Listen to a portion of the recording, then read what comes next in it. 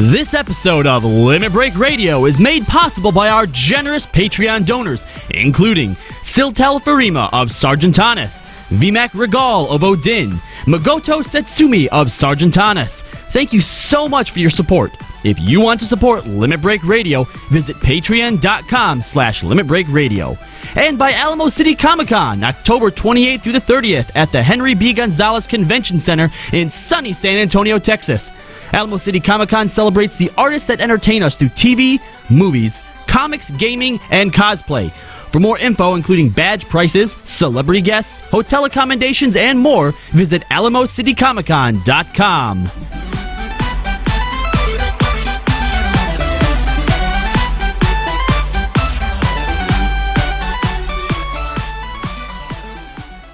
Live from Eorzea. Limit Break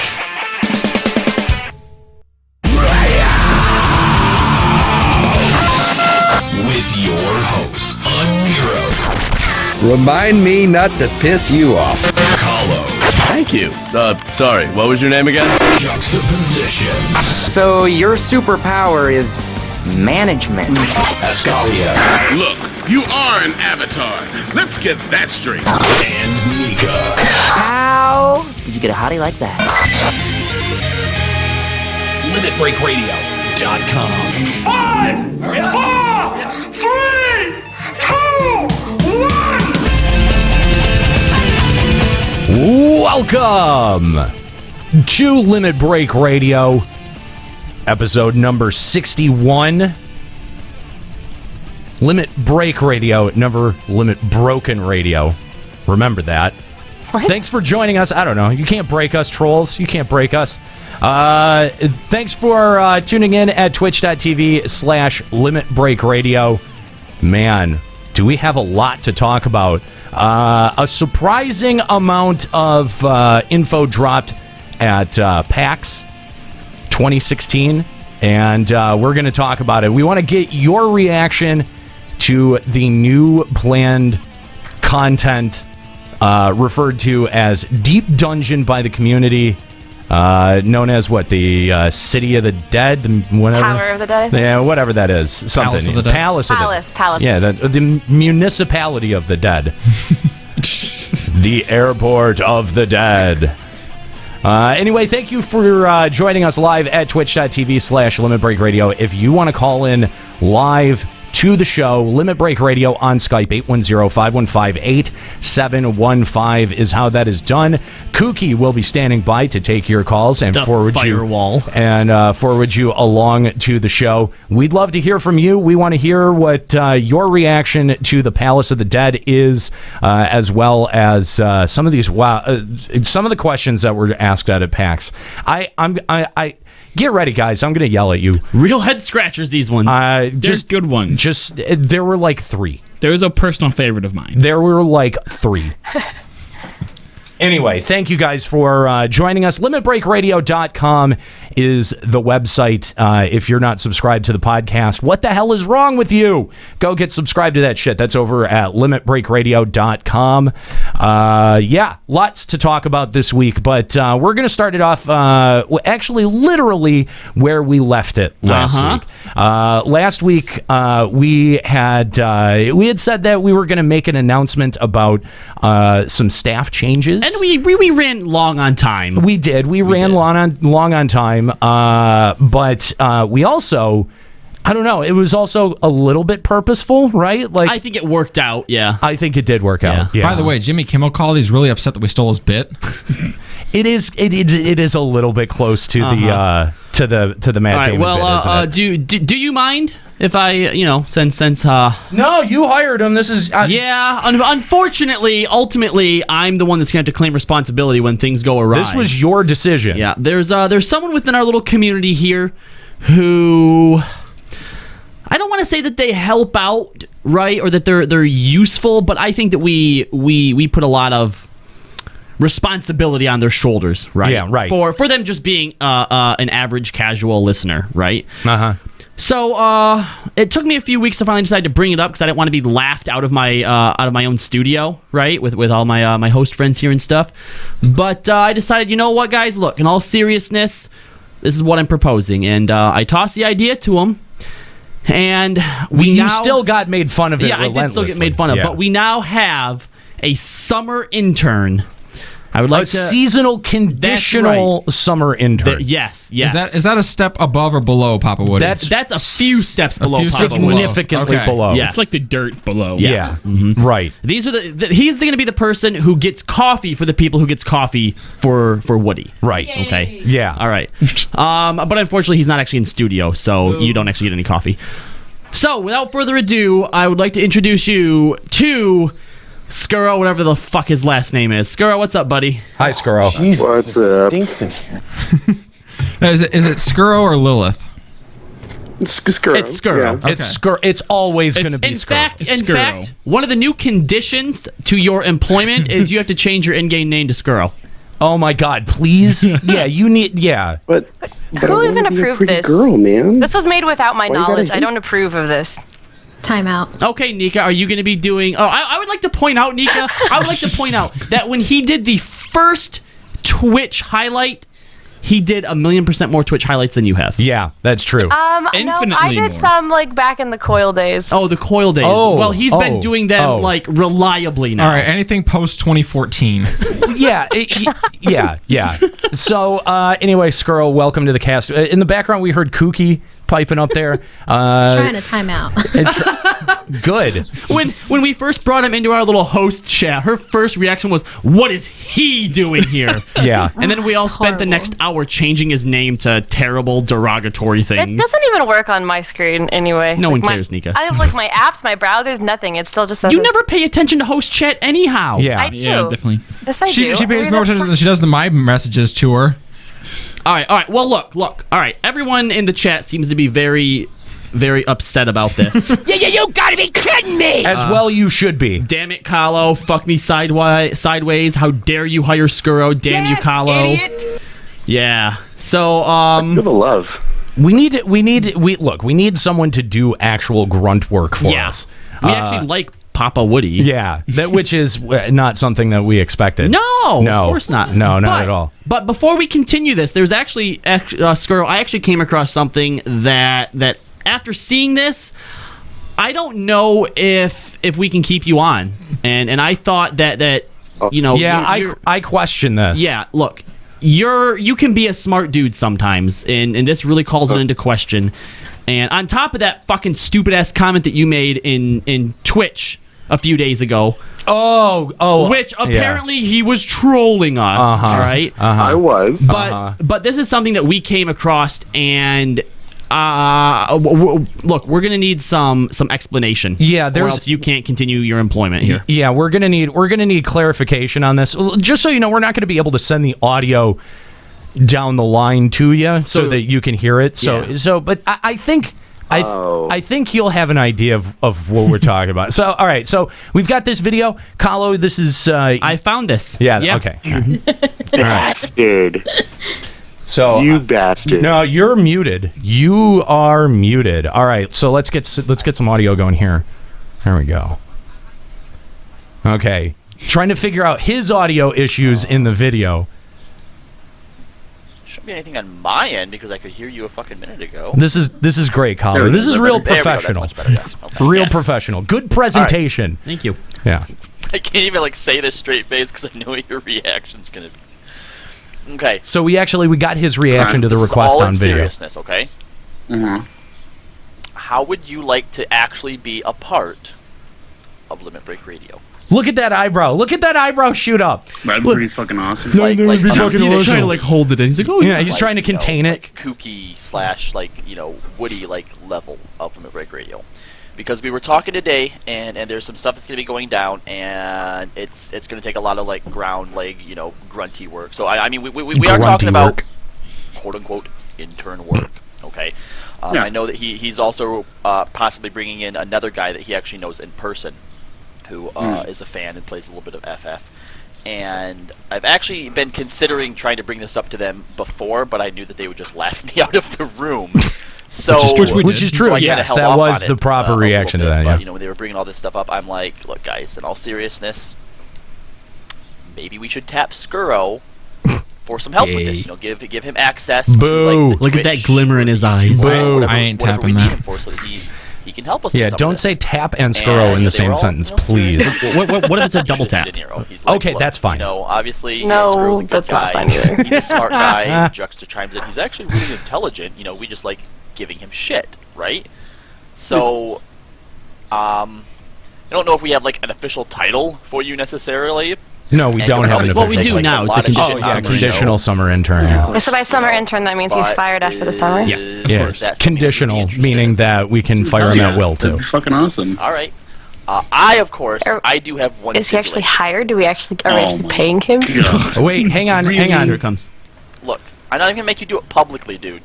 Not even gonna make you do it publicly. This is the best part. All right, right here, just between me and you, okay? The privacy of me and you. That's it, okay?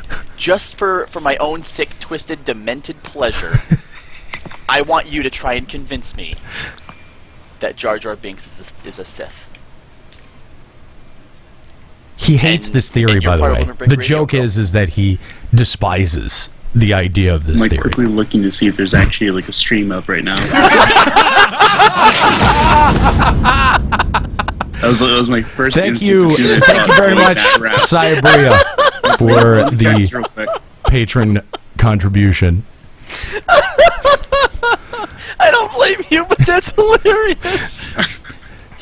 So he goes to check for the stream because No, he bro, sees the this setup, just mean has your no door's idea closed. that you're rolling Juxta on it, doesn't and know, that we're like, going to nobody play knows. it This is now, just- basically. I might hold it over your head, like sort of in secret type of deal. Nope. Right? But no. This is the plan all along. Yeah, this was the plan from word go. Okay. So how exactly am I supposed to convince you of this? You know what all He's the so points are. You argued reluctant. against it. You can see the reluctance in his face. Devil's advocate. Oh my Then you're god, on this the is other gonna be side. amazing! Why do you think that Jar Jar Binks is a Sith? Because that's a fucking ridiculous idea. So Jar Jar Binks was actually a key player in many of the big moves on the Sith side, and actually giving Palpatine power. You can see the And pain on both his of them were face. actually outcasts. He's literally reading it off of a page as pained as possible. And what else? Someone needs to get actually Visenya in here to see coordinate this. Someone through the contact Force. Minibun. What else? What else? I guess you could say that he did have the little bit of the drunken boxing thing going on. I'm going to be a member of the show. I'm going to be a member of the show. I'm going to be a member of the show. I'm going to be a member of the show. Just lie back and think of England. And a lot of the voice, kind of like little mouthing that he does, it does line up a lot with dialogue. Look at him nervously picking at his facial hair. So during like certain dialogues, when there's like Qui-Gon's making a decision, you'll see Jar Jar Binks' Worst hands case scenario, kind of we might move a get him to little quit bit, from doing this. the whole Jedi mind trick. And then Somebody in you'll the chat is see, asking who this Jar is. Jar's mouth This is kind a of guy melting. who Some of the things believes actually in the sync up with some theory that characters. Jar Jar that Binks actually is did not actually a know. Sith Lord. Yeah, I'm actually supportive of the theory. and he's going very far out of his way to convince us of this. Now we have this man on the line, Skuro. We have you on the line. We want to. How can you defend this? This is a ridiculous theory. Why would you go around spreading this trash across the internet? I mean, come on, you look ridiculous. Son of a bitch. What? You thought we wouldn't find this? We dig deep into your I kept background. thinking, like, this is a trap. There's so much trap in this. I don't know what the fuck's going to happen, but there's going to be some way it's going to bite me on the ass. Skuro. I have the biggest grin on my face right now because once again, Skuro, you can't just go around saying stuff like this. It really hurts your credibility on the internet. You know that, right? Right there with my trainables comment. So, You know what's... I don't know. This time, I actually just vomited from being uncomfortable. Congrats, Skuro, I guess. What's Thank you, Malky. What's really great is I had pitched this idea to them after the show last time, right? Yeah. And then as we're walking out, Escali was telling me like how diabolical it was, and I'm like, well, you know that I actually have in play right now some type of prank against each of you that I can pull the trigger on at any time. And Ascalia looks at me and goes, "You're goddamn Batman, aren't you?" Except like you're evil Batman, twisted Joker version of Batman. You're Thomas Wayne Batman. All right, Skuro, we're gonna get you the fuck out of here because you're now making our audience vomit. And you have work to do. Yeah, and you have work to do. But welcome to the crew. I guess. Goodbye, conditional seasonal intern. Yeah. Thank you guys. You're perfectly welcome. See, now you got to live up to that. And now I would like to apologize to Kooky. I know that having him around makes you very uncomfortable. See, that's Can I end this call already? you can like throw him out if you want. Oh yeah, absolutely, hang up on him. You're his boss, so. Like you. Wait, Kookie's Skuro's boss. Yes, everyone is Skuro's boss. Kooky is Skuro's boss. Yeah, directly. I like this. Yeah. So. Yeah. You get to crack the whip. Anyway, most of the LB army is Skuro's boss. This is true.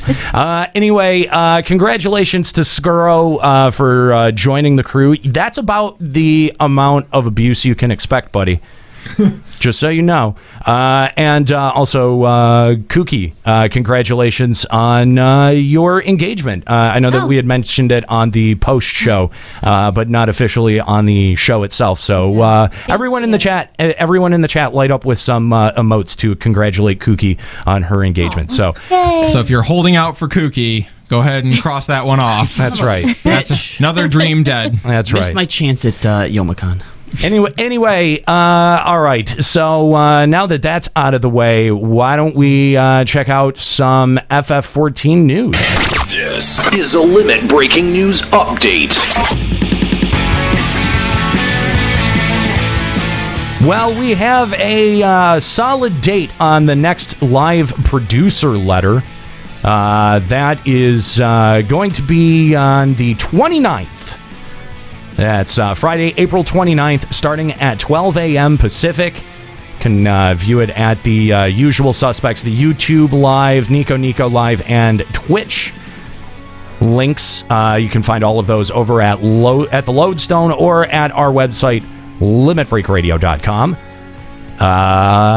And that's pretty much it outside of what was coming out of PAX.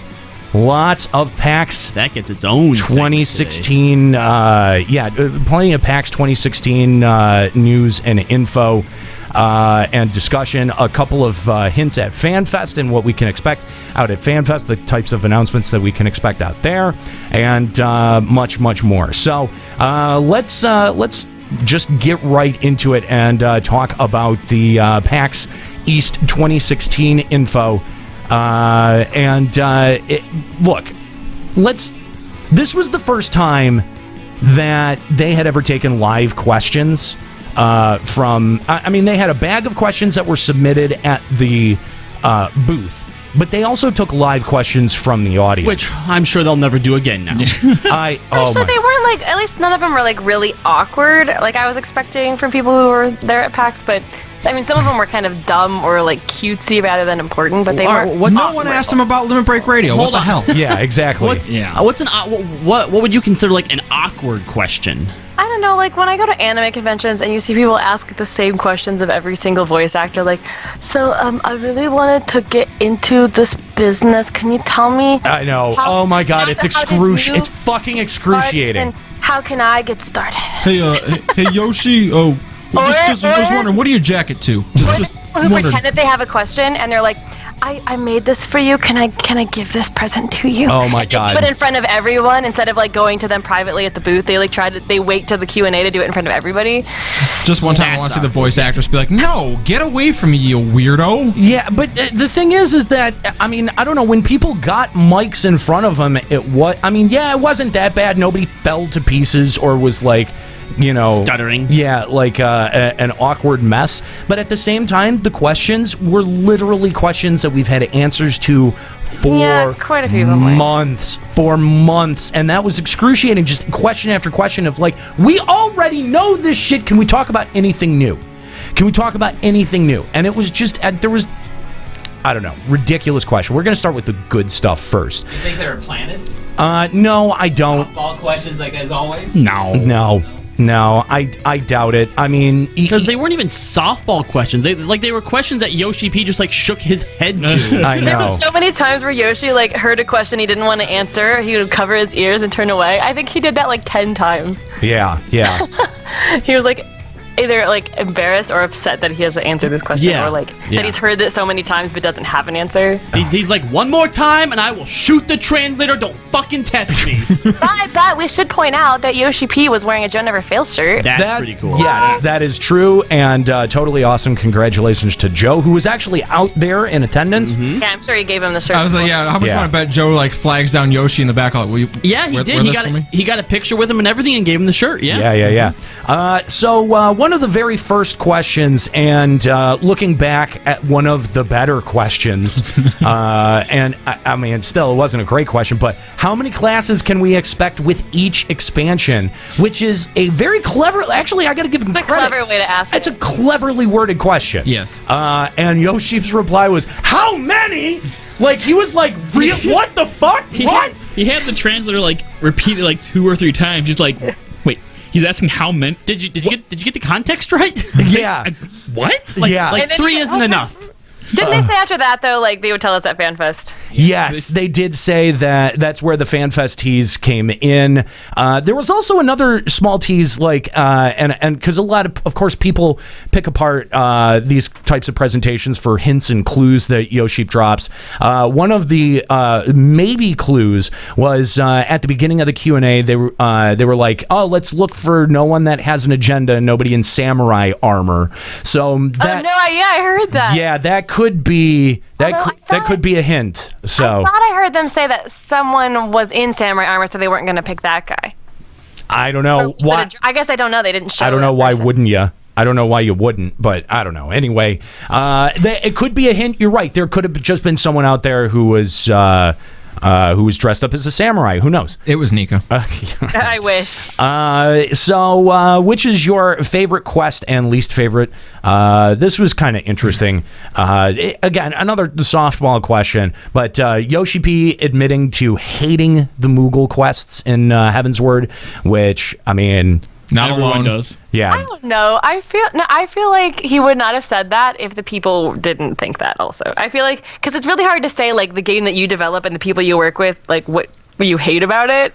So I feel like he was kind of just going with the masses by saying the Moogle Not quest. necessarily. Yeah, I mean, Nobuo has, for example, Uematsu, who's obviously famous for all the classic Final Fantasy music, has admitted to hating that classic, medley, because it was just like a few fucking notes on a piano that he did all rushed and stuff. Yeah. Right? Again, he made that though, whereas like what Koji was saying, he's like, I can't answer this because I love all the people that sit right next to me where I work, and I'm not going to answer this. Koji was much more diplomatic. Yoshi P just came out with it, and he was like, I fucking hate the Moogles. Well, and probably what it is, I mean, look, even from a developer standpoint, from a player standpoint, the way that zone was handled was a chore. So does this necessarily mean that he literally hates Moogles? No, it's probably just the way that they went about it. And you could go back. Obviously, it's still going to be Moogle quests, but I think they probably would have designed it a little bit differently. Yeah. So also mentioning that in 3.3, we're going to, quote, get revenge on the Moogle King. I could not figure out if that meant like Moggle or if that was like the king in the Sea of Clouds or whatever, like the new king that I don't know. Yeah, that's a good question. Because there's already been a Moggle Extreme, right? Right. What else would there be? But what would you get? Savage. I was assuming it was going to be like Beastman quest, like the next Beastman tribe would be Moogle. Oh, I think that would be cool. You know what? That never occurred to me, but that makes a whole lot of sense because it does seem but then you become the king because he does when he say said Moogle King, I thought of the guy who's like in the chair where you go and you talk. Well, yeah, that's who I thought of. I thought the idea when he said get revenge on him, I thought that was like sort of like a meta thing because we hate the Moogles so much. Like, don't worry, we're gonna go back and we're gonna get him. You know? Yeah, that's what I thought. Because there's also, they said, new Moogle quests are coming to fix this dislike. So obviously, right now, a lot of people look at the Moogles in a very negative light because of these quests, and they wanna fix that and change that. Right. What? Look at me. I am the Moogle King now. Where's your pom pom, bro? So Koji being diplomatic and saying that fuck you, Koji. He doesn't dislike any quest, but he really enjoys the fate descriptions and thinks that those are probably some of the most overlooked flavor texts. Yeah, I completely agree. He's mentioned that before. The flavor texts get better the lower level you are, because how they swing some of the low level fates as being important is amazing. Yeah, that's Apparently, interesting. Lalafell tastes really good. Lol. Along with that, though, I thought it was really cute when somebody asked if the fate names were punny in all languages. Yes. And they said that they actually have like a thing where they agree that it's kind of left up to the translating teams, but they agree that it's going to be punny in something that's funny in each culture, which I thought was kind of cool. Yeah, no, I definitely think that's a pretty cool touch. So why don't we go to our phone lines? We've got Shinta Sin hanging on the line. Shinta, what's going on, man? Hey guys, what's happening? I just got back I got back yesterday from PAX, a little emergency, but I did spend, of course, the live Q&A time there as well as Friday, and pretty eventful.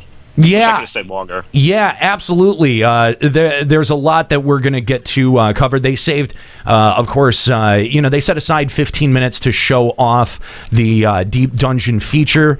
And so what was it? I mean, it must have been cool, like, being in the room and, watching the Q&A go down. Did you get a chance to ask a question? Oh, yes, I did. Which one did you ask? After I asked this question, I had the honor of my Twitter feed just sort of sparking up a little bit of activity. Yeah. I was the one that basically asked in a longer amount of words, when the fuck does parry get good? that Yeah, was you. Okay, all right. So, and that was actually one of the better questions out of the Q&A. Yoshi rolled his eyes at you, didn't he? Oh yeah, he not only was he upset about it from what people told me about it, but they were like, "Can we just have this guy clarify it? Maybe he wants to be a little nicer with it." And then I got the mic a second time, and then I said that with all the parry on all the gear that I have, there's no reason for any of it to be there. When does this get fixed?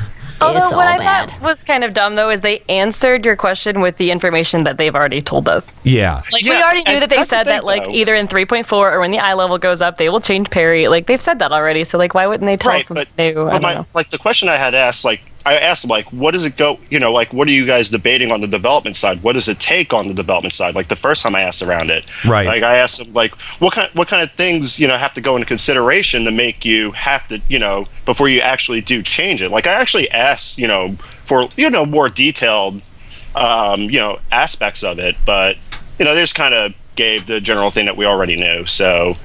Please look forward to it. Yeah, pretty much. Please look forward to it. And, yeah, that was mainly it. But the day beforehand, I'm sure you saw via the Twitter feed that I saw Yoshi P down at the show floor. Yeah. And I'm like, oh, it's him. I'm like, yes, I'm going to make full use of this. So I just scooped my arm around him like, you're in my embrace now. It's picture time. You weren't tackled by the Yoshi the Secret Service, the Secret Service or whatever. Oh, that's funny. In fact, Koji Fox was smiling really widely and decided to join in on the picture. Koji takes out a nunchuck, starts beating Shinta-san with it. I think that's actually the picture that has the Yoshi or the Koji Fox creep face in it. Yes, it is. Yeah, that's the one that I sent to you guys on Twitter. Yeah. The Koji Fox the Koji Fox creep face. I want to see if I can bring that up because somebody needs to make a meme out of this. Shinta, just so you know, if you're going to go to conventions, you need to be extremely careful about putting your arm around someone and then saying it's picture time, because that is not going to go well all the time. To be fair, yeah. I asked for his consent beforehand. Oh wow! Said, you didn't mention that in the story. And then he nodded, and then I wrapped my arm around him like, "You're in my embrace now." Thank God he doesn't speak English. Okay, no, it was actually he understands English well. Oh, does he? Okay. No, it was in Malkythera's tweet with the Koji Fox creep face. Look at that. Isn't that hilarious? That I just need that face excerpted out. Koji, stop. Koji-san. Anyway, Shinta, thanks for your report from PAX, and congratulations on being selected for the Q&A and for actually asking one of the few relevant questions that got brought to the show floor. We appreciate that, putting that hard work in, and you don't need to be. I don't think you need to be nicer about the way you phrase things. I think you phrased that perfectly well. So anyway, Shinta, thanks for calling in today, man. Not a problem. Thanks for having me, guys. All right. So if you want to call into Limit Break Radio on Skype, 810-515-8715. Let's continue on the Q&A. One of the other interesting questions that was asked out there was, will we ever see weapons that augment specific skills? Now, this is a discussion that we've had several times here on the show. And basically the response that they gave is that they don't want a specific skill to become so necessary or critical that a player would be considered second rate if they don't have the item.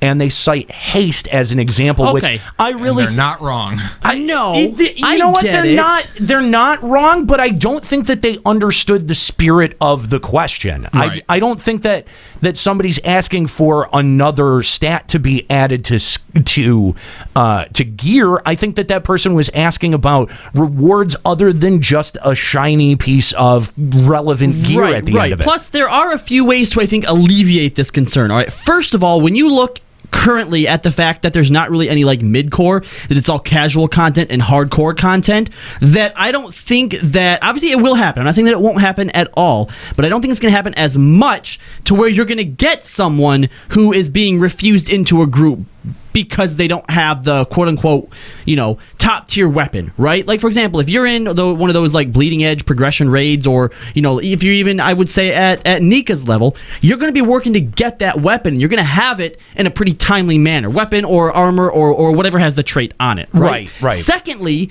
if you make it so that it's widely available, don't put it behind an extreme clear or something. Put it to where it's casually acceptable to get. Then you're not going to have that problem, because there shouldn't be an excuse, or there won't be an excuse for not having it. See, right? I almost feel the opposite, though. I feel like if you make it so hard to get that barely anyone has it, people can't require it because no one's going to have it. They will, though.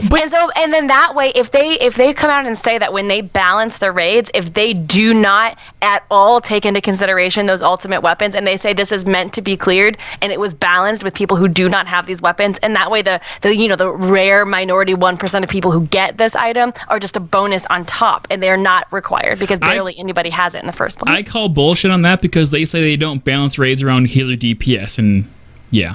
Well, yeah, but that's for if you want to clear it like before their intended eye level, which is obviously like way higher than what you can get each week due to tome cap outs. Well, and I think it also comes down to what exactly they're talking about, what augmented skill they're talking about putting on there. They mentioned haste, which was so needed and overpowered in 11. Like, if they're more careful about making the stat that they put on it, haste, there was no comparison. But I think the spirit of the question was asking more about stuff like we've suggested in the past, where you finish the relic quest line and you get an additional skill or a skill boost, I think a a trait. weapon skill would be cool. Yeah, and I think, and they didn't address that at all, and I think that got lost somewhere in the translation. I think that's what the person asking the question meant. When we brought, and I'm not sure that it ever got really to when Yoshi. We brought this up on, it's not even that much of a grind anymore. So because you have that, attaching some kind of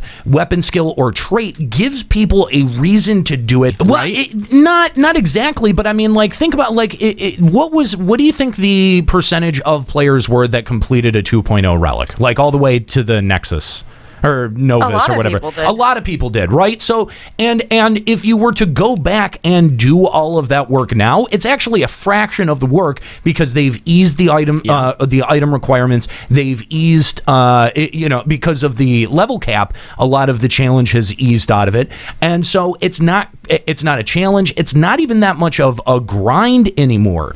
So because you have that, attaching some kind of weapon skill or trait gives people a a reason to do it and continue to do it and work on it and finish those weapons instead of them just being a way to skip a step in the new progression pattern. One of the other reasons that we brought up something like this wasn't just like on the relic thing, but look at the wider use that you could get out of this. We talk about wanting to be able to like customize the way that we play as individual jobs to different metrics, right? So instead of just coming out like with one weapon or one piece of armor here or there for each class that augments one of your good abilities, instead come up with what we said in a previous episode where like take something like Diadem, where you could put 5 or 6 different materias on the buyable list using the spoils, right? They could cost 50 or 60 or 60 spoils, whatever, but they're available to everyone, and they augment something that's more like a quality of life type thing. That's right? and that's why I said make it a binary choice. Make it a choice between two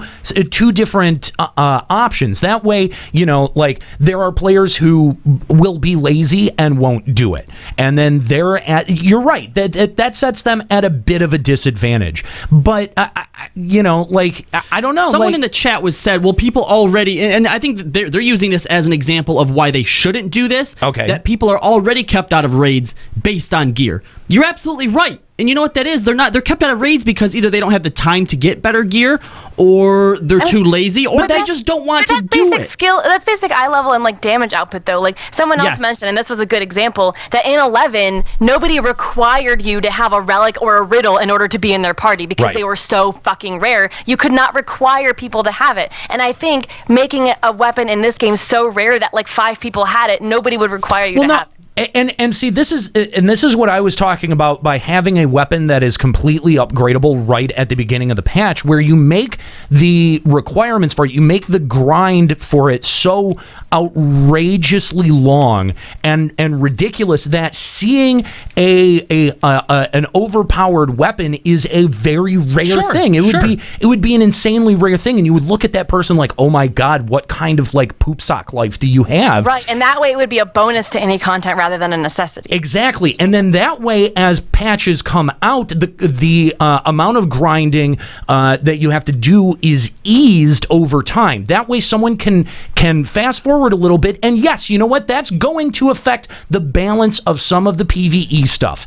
It is. It just fucking is, and there's no way around that. Mm-hmm. But if you put it out in low, like if there's such a low output of it that only 1 to 5% of your entire community has one of these items, it gives a goal that everyone can keep working toward. That, like, I mean, think about that. Like, even you'd see someone who has a relic like 3 stages above yours and be like, fucking wow, that would be awesome, and it would be great. The thing too is you don't have to pick one or other idea. Make on like this whatever this relic weapon is. Let's say for the sake of argument is a relic weapon, right? Like for the ninja one, your trick attack now lasts 5 seconds longer, right? Right. That'd be fucking insane. And as a ninja, you would want that. But if the requirements for it are so fucking high that it's nearly impossible to get unless you're one of these bleeding edge people, that's fine. Right. But then you could also include smaller materia that, for example, puts 2 seconds onto the dancing edge debuff, or as a Dark Knight puts another 2 seconds onto Living Dead.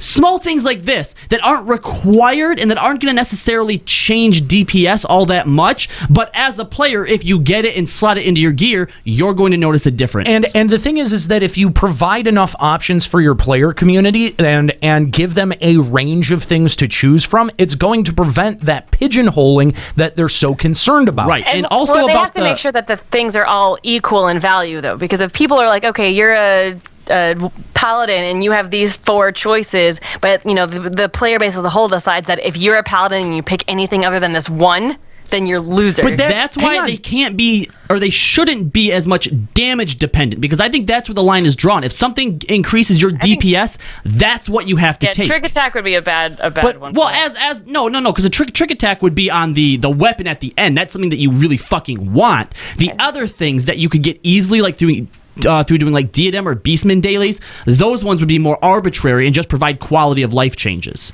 I mean, I think that's a pretty good suggestion right there.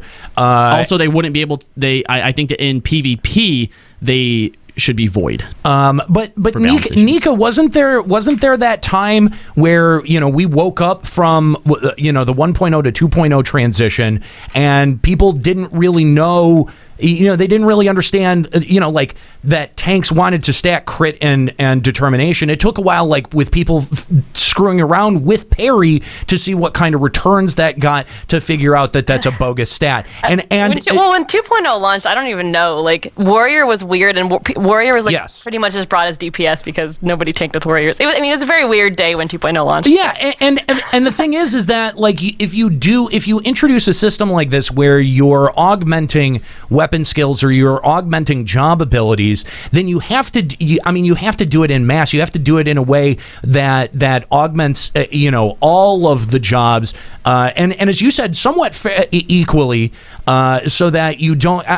You at some point you're going to have a locking down of like this is probably the best stat allocation, but for a while people are going to play around with it, and you never. There's multiple situations that you get into, and if you can specialize your job for say as a paladin you could absorb more damage than other paladins because you're stacked up on damage absorption, stuff like that, or like I think that those are ways that you could. There was such a high DPS check, Nika. Was Paladin, right?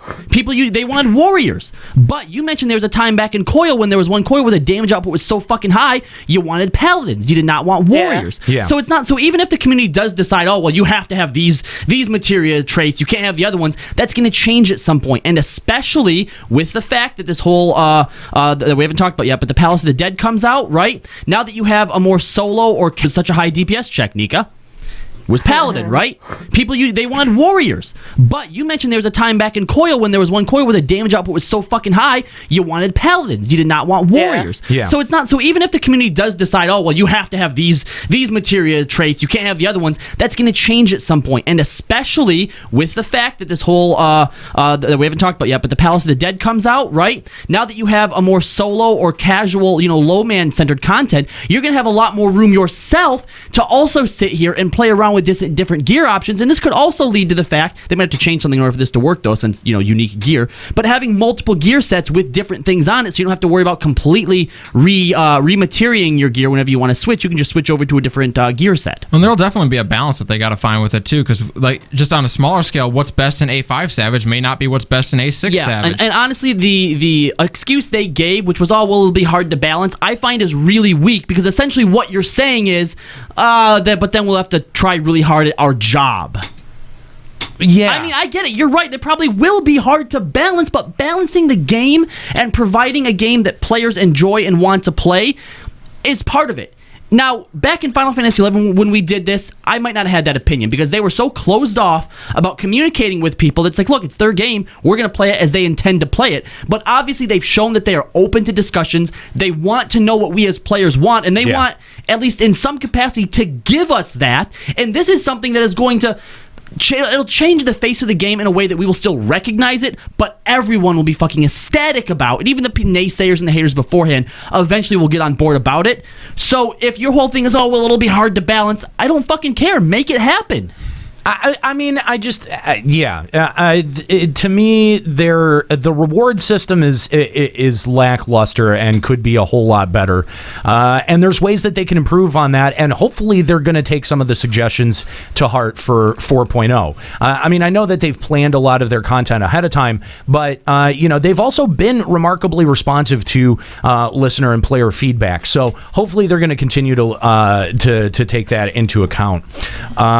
So again, if you want to call the show, Limit Break Radio on Skype, 810-515-8715. Kookie will take your call and forward you along to us in the studio.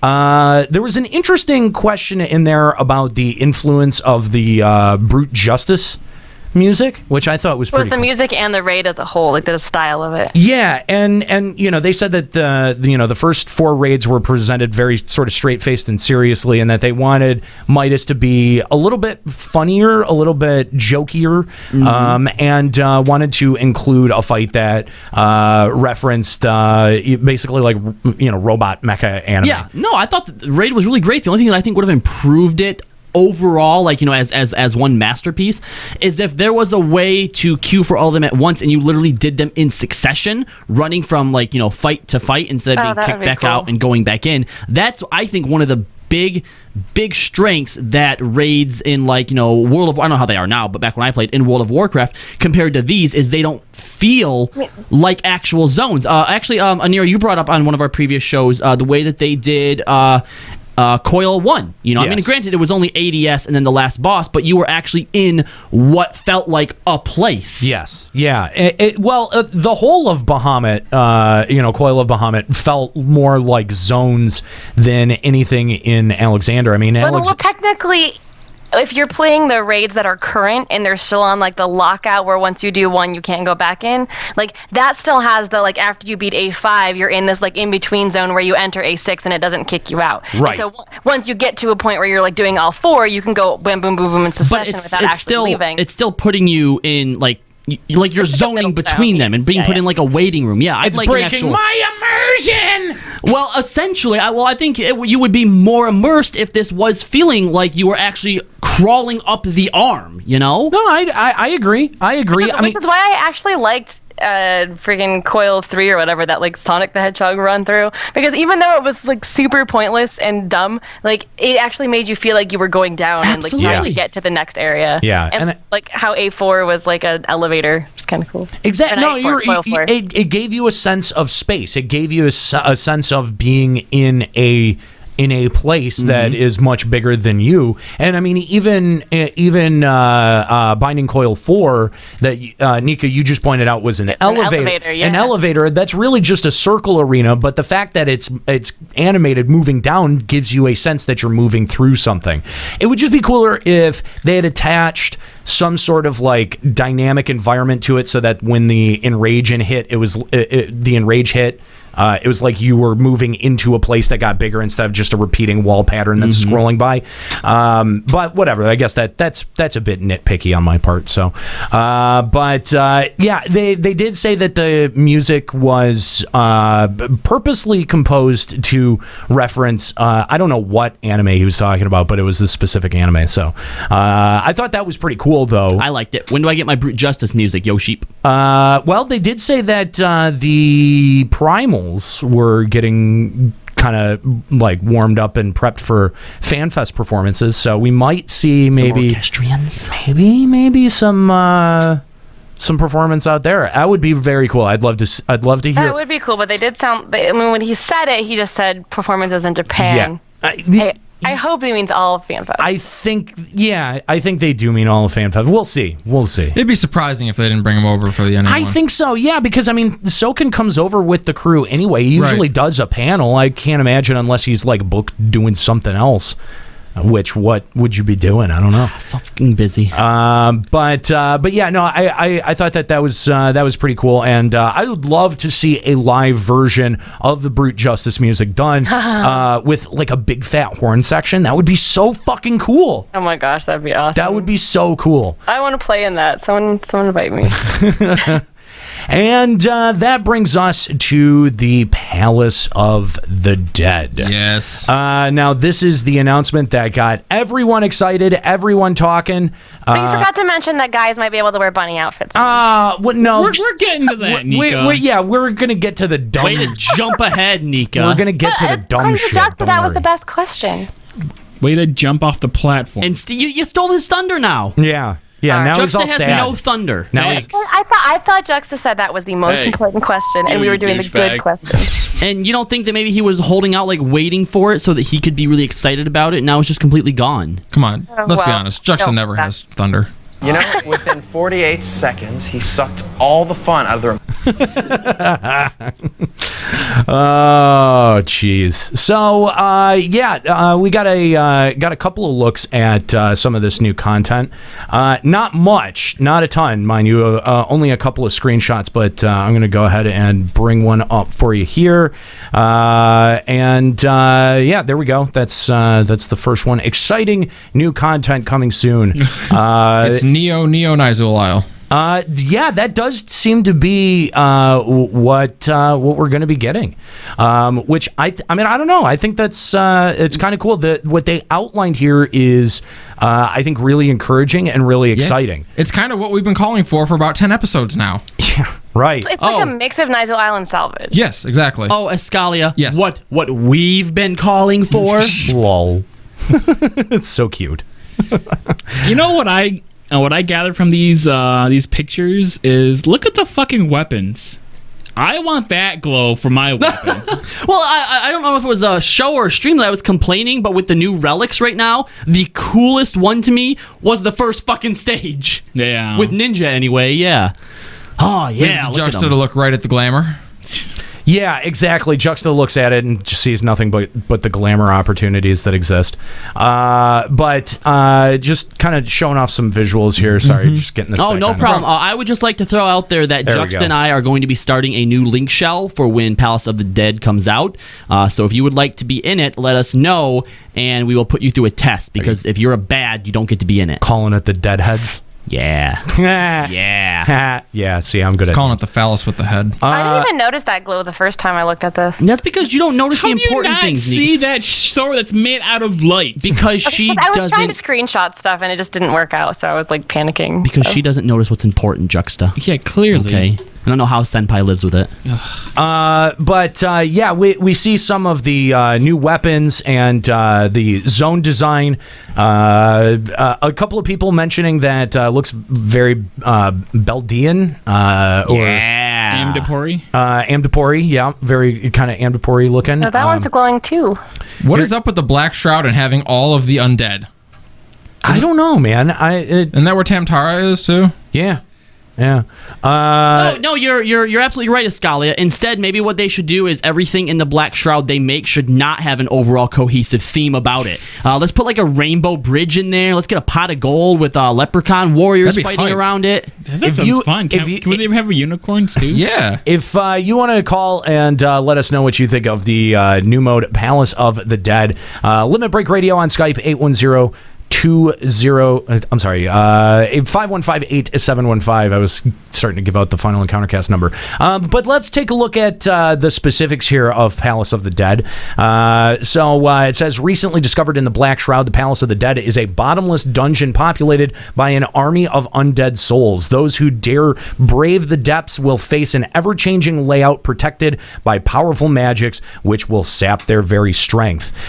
So we know right off the rip, it's going to be available for solo play or in a party of up to 4 adventurers. That sounds really interesting. How are they going to balance it for solo people? Yeah. I think I don't know. I think the challenge is going to increase the higher level that you go, because this features an independent progression system starting at level 1.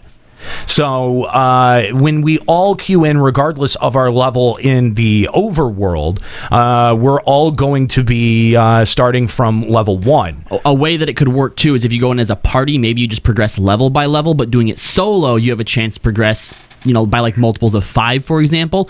Or what would be cool too is if the system that obviously we still know nothing about, what was it called, Bastion or Battalion or Garrison? No, Garrison was fucking World of Warcraft. But we thought that it was supposed Garrison was in 11. Oh yeah. Well, anyway, we were theorizing that it might be something like what the in Final Fantasy 11 we can call NPCs. Adventuring Fellows and Trusts. You remember they had mentioned it in the last producer live letter kind of offhandedly. The new Grand Company system. Yeah. That being able to call them in there, or even your chocobo. Platoon. That's what it was. Yeah. Good job, Juxta. Thank you. I tried.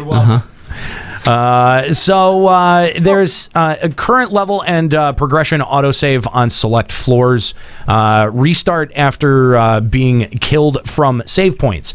So much like Nyzul Isle in 11, it does seem like if you fail or fall before your objective is reached at a certain interval, let's say 5. I think 5 is probably a fair assumption to put that at. That you will have to restart from the beginning, unless you get a save point, which is probably going to be every 5 or 10 levels. Right, and so so the save point Does that save your current level as well? I'm assuming that it sounds like by independent progression. I assume that means like you could get from like 1 to 100 or whatever, and like every 5 it will save. So I'm thinking like you go in as a party, you get to level 5, you can then queue up again solo and start at level 6, and you just keep going. Like your individualized progression is progressed whether or not you go in solo or with a party. That's what it sounds like. Which will beg the question: if you go in as a party, do you all have to have access to the same floors? Yeah, then I'm wondering like if say I got to level 10, but my friend is only at level 5, can I queue up with him and like go backwards and start at level 5 with him? I think it would be cool if when you go in, let's say the 4 of us go in, Jux is at 1, Ascalia is at 1, Aniro and I are at 20, starts us at 10.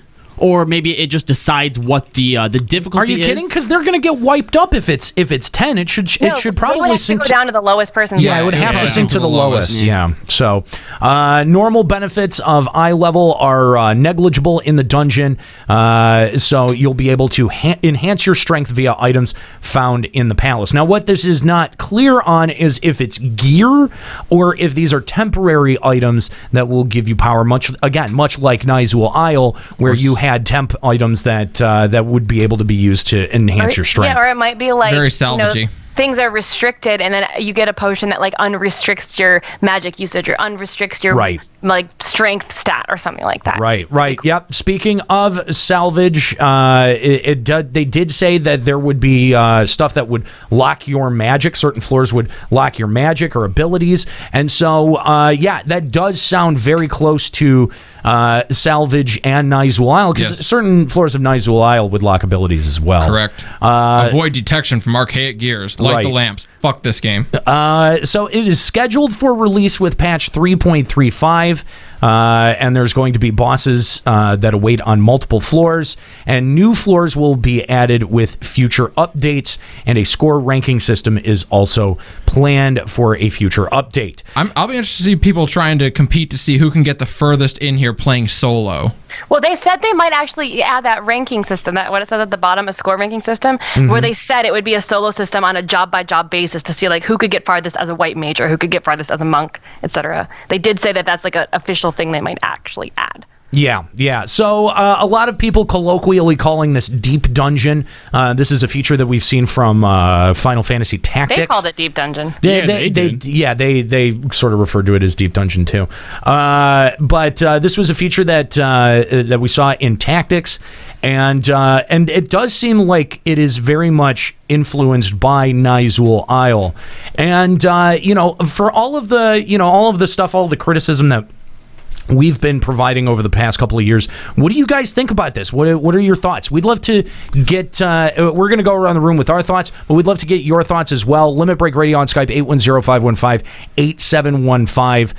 Kahlo, let's start with you. All right. Well, first of all, what's always drawn me to MMOs has always been stuff that I can do with friends. I think since we've gotten the free company together, the most fun I've had has been just gathering up a few people to do roulettes, or even the 8 of us to do Midas and stuff like that. But the problem with that is after the first week or two, it's all just repetition, right? And to be able to log on at the same time, do something with you and Juxta and I can't think of anybody else that I can stand to be around. Kooky. Yes, us and Kooky. Shut up, Nika. And actually be able to do something that I feel like I'm having some type of progression with, right? That it's not just repetitive stuff all the time. I'm really, really looking forward to this. And I know as of right now, Diadem is just a sham we don't like to look at and acknowledge. But I see a lot of room for improvement and evolution within a system like that, which should excite me.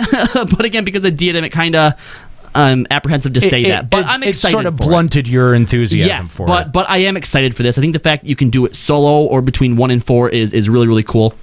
And I really hope this ends up panning out to be something cool, because my benefactor who's having trouble being happy with the game right now, this is the type of content that she misses from like Final Fantasy XI. I think it will also re-inspire her vigor for the game as well. Yeah, it definitely seems like a promising addition.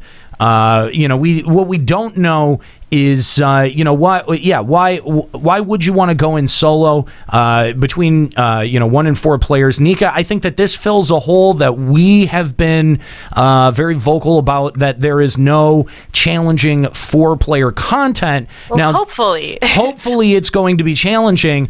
We do know that in casual. Yes, that's the thing, is that he did say that it was going to be casual. This does seem like it's going to be an endurance test, but we don't know what the quote-unquote end game of this is going to be, because the end game of this is going to be different from the end game that we have. It really depends on how the loot system works with this, and if there's like tokens, like tomes, kind of, or if there's a lockout on how much you can get per week or how many times you can enter per week. That's really going to be where it is in terms of like what the hole that I feel is missing.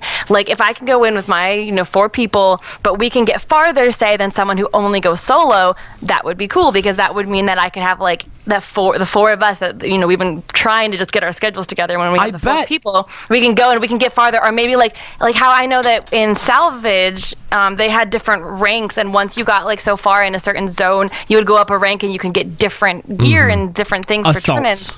Assaults, that's what I was going for. Yeah, assaults. Noob. So if it's something like that, where like once we get to a certain floor, we unlock a different tier of gear or tomes or something, that would be cool. Especially if you can't do that as a solo player, you can get different gear as a solo player. But if you go in as 4 people, then you can get different stuff. I think that would kind of fill. I definitely think that the amount of people you bring in is going to affect your loot pool. I don't know which way, because you go in solo, you think it's going to be much more of a challenge, but if you go in solo for lower, it's also going to be interesting to see if we can queue in on specific floors, much like we did for Nyzul Isle. I think that that's a good idea, Nika, to attach specific rewards to specific floors, and so you go floor hunting much like you did with Nyzul Isle. That was a very effective loot system. I think that would be cool, and then that way it would be like, if you only go in solo, you can go in and repeat like floors 1 through 20 over and over and farm the shit out of that stuff, and then but if you have 4 people, you can go up higher. And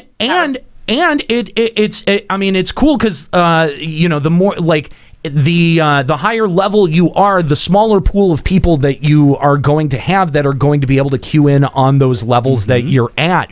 So it will add some kind of gear exclusivity if that's the pattern that they end up following. Yes, and actually that's great, because I wanted to mention on something too, that they're referring to this as casual content, and something that I don't know if a lot of people have this preconception, but it's something that bothers me when they do, that casual content means easy content. Yeah, equals not hard, yeah. No, I think that casual content is just something that's easy to step into, and I really hope that as you get higher on these floors, they do get progressively more and more and more and more challenging. I think they would have to, yeah. Oh, God, I really hope so, because I would hate to get this and just have it be face-rolly stuff, right? And really quick in chat, Reginald14 said Salvage was just such a mess in hindsight. No, it wasn't. Salvage was a fucking masterpiece, bro. It was, that was, it's still one of the more complex and cool systems that if you think it was a mess, you didn't know how to do it, bro. To branch off real quick of something, when Kala was saying how Diadem was kind of a mess that didn't expand anywhere, I did notice they called it Deep Dungeon first and then called it Palace of the Dead. So I'm assuming that like in a couple patches down the road, we'll get like Deep Dungeon. Well, they actually said it'll be like another Deep Dungeon. It even says in one of the graphics that they plan on adding more floors as we progress. Right. Well, that would be more floors to the Palace of the Dead, but I'm assuming that there's going to be more deep dungeons outside of Palace of the Dead. Like, I see. Like some that.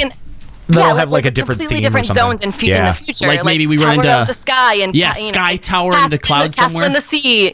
Like totally different areas. That would be cool. No, that would definitely be cool. But I think that's going to depend on how they're able to perfect the randomization system between the levels. They were able to easily do that because you had a lot of repeated assets that existed in Nyzul Isle and that existed overall in Treasures of Add-ons. And we see that these zones are well designed, and so it's going to be interesting to see how they pull off that randomization feature. And so I think that's going to definitely be a huge factor there too. I look at an event like this, and based on the description of what we're getting, this is one of the first times where I look at it and I don't think about what's the reward going to be. That doesn't really play into my mind. I just look like, oh my god, this looks like it could be something that could be fun to do more than once. Well, that's because you're a Terabad. Well, Sorry, but I look it at does have to do with the reward though, because if it's something without gear reward, it's something I would do one time and be like, okay, that was cool. Why would I ever do it again? Yep. There better be cool titles as well. Some kind of reward to make people care, no matter how fun the content is. I mean, and that's why I know that Joe was arguing this with PvP, is that the fun of it is the fun of it. But if there's no reward, there's no reason to do it, no reason to even play. Just cancel a subscription. I'm not saying I like that I don't want there to be a reward, but it doesn't really enter my thought process. I look at this and think, oh my god, something to do that's not tome farming, because it's boring as shit and I don't ever want to do it again. Yeah. I hope that they have a title about penetrating the deep. The deep penetrator. Let's go back to our phone lines and talk to Malkythera of Sargentanis. What's going on, Malkythera? Not much. Thanks for calling in.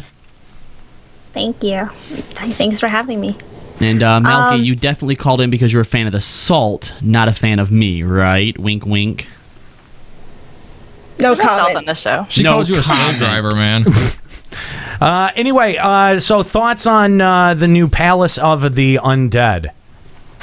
Okay, so the thing that I like about the Palace of the Dead is the fact that the layout is totally randomized, and you can't. And what I'm basically going to like take from this is like you won't have like any speedrun strats like, oh, pull this, don't pull that. Yeah, pull you them won't to this area and shit like that. Absolutely, yeah. You won't. It'll be true dynamics built into the game for the first time. Right. And I think that's what is going to keep it very fresh for like the initial for when it initially comes out. But then after a while, I guess it starts getting progressively more and more brutal. What's the word for it? Difficult. Yeah. But I think like that's part of the challenge. And like the thing is like this entire the entire idea around it actually reminds me of how Mabinogi handled its layout system with the dungeons, because like with Mabinogi they had like the randomized dungeons, but the way they generated those dungeons was the way you offered up an item, and depending on how rare the item was, the difficulty of the dungeon would therein get progressively harder. So, yeah, it would change. Yeah, they had something like that similar in Aldelin too. The skirmishes were a bit different. Like the different items that you use to compose your pop item would it would change the encounter, and it would change the layout. That would actually. So it's something that Square Enix has been playing around with in development now for a couple of years, and I hope something that they've really kind of found a good process on for 14. If they looked into something like that Mal said, where we have to go out and find certain items to maybe influence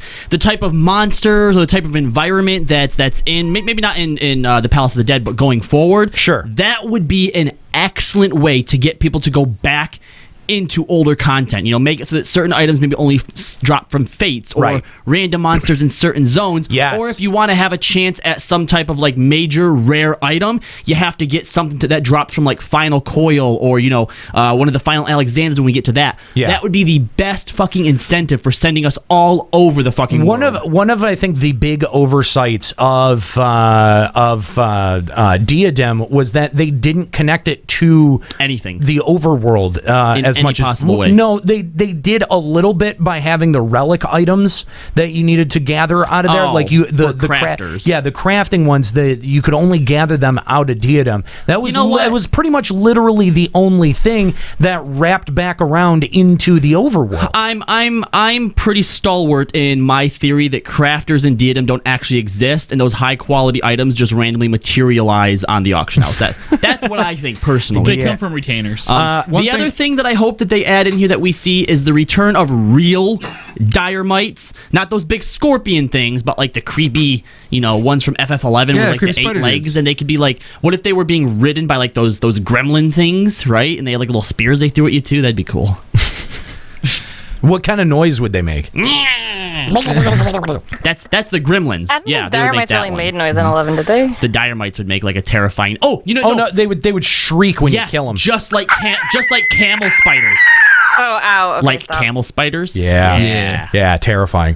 One thing to Malkyria's point about the dynamics not causing for speed runs, like sure, but at the same time, once people start understanding what the objectives are, there will be optimal ways to explore a floor or to handle certain objectives. Like, but it'll change from run to run. It creates a much more complicated meta. Yes, Hold on. I just got a great idea. Square Enix, put this in.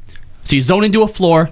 The objective is randomly generated, right? There should be chests that when you open them, there's a chance they can buff you in some way or cause some type of detriment. And the best one would be randomly changes your objective. Oh. I like that. I do like that. That's a good idea. But that might have to completely change the floor layout depending on what objective is. That's true, because some floor... Like, 'cause if you were in Nyzul, remember when they had the lamps or whatever? Like, if you were on a lamp floor and then they just changed it to a different thing, they would have to change the whole floor. Better yet, light 4 lamps. You get 3 of them. Oh, I found a chest, guys. Hits it, scrambles it. Light 5 lamps. Oh, and they're all different Where's the lamps. 5th lamp at? Yeah. No, you have to relight all of them, Escalia. Oh, great. And they're all in a certain order, too. So. Thank you for the call, Malkyria. We appreciate it. If you want to call Limit Break Radio on Skype, 810-515-8715. What are you looking forward to most about the Palace of the Dead? We want to hear from you. Limit Break Radio on Skype, 810-515-8715. Juxta, how do you feel about this? Yeah, you've been really quiet and you're not even hitting drops, bro. I know, dude. What's going on over there? You all right? Such the stat because Nika stole his thunder. No, not really. Oh. But aside from that, I really hope that, like, I think what Nika said is that they really have to make sure that the point of this is like really good. Like, they have to have a good incentive to do this. A good reward, yeah. Yes, because the gear, like the thing is I mean, I know that we're praising its independent leveling system and starting us all from 1, and I think that is a good idea, but I really sincerely hope that the rewards from this aren't just rewards for this, right? Yeah, because it can't it's be gotta be self-contained. right? Yeah, it's got to be That's why a lot of usable. people don't PvP because the rewards are self-contained. Exactly. Yeah, and Or I think non-existent. And I think that was kind of a misstep with PvP in terms of engaging and activating the community at large. I think that they would have a really good opportunity to get people in and keep them there and keep them grinding if they roll out this system properly. And I'm totally cool with there being something that takes like months to get from doing this, as long as the system is continually fun, doesn't get boring, and they have a good reward at the end of the grind, then fuck, I'll do it forever. Yeah. I kind of have a prediction. This is coming in 3.35, so Right.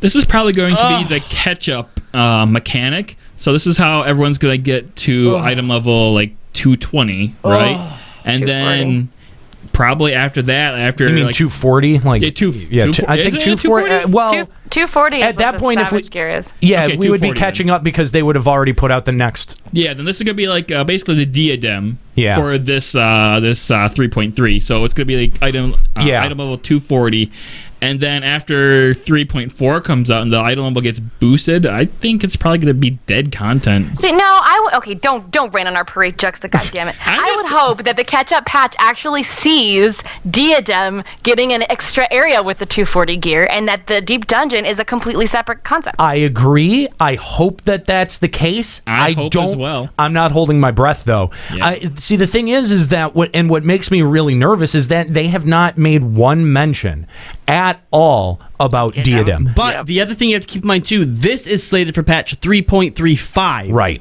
What's coming in 3.3? Well, we'll find out. Find out in the live letter. We're going to find out on the 29th, and I think that this will be a really important live letter to pay attention to because, yeah, we need to know whether or not they're going to make good on their promise to go back and readjust Diadem or expand on this. Because they said something very similar to what they said about Deep Dungeon, that they would continue expanding on the system in time, and it's been one patch cycle. They've let it drop for a patch cycle. It'll be very interesting to see if they pick it back up.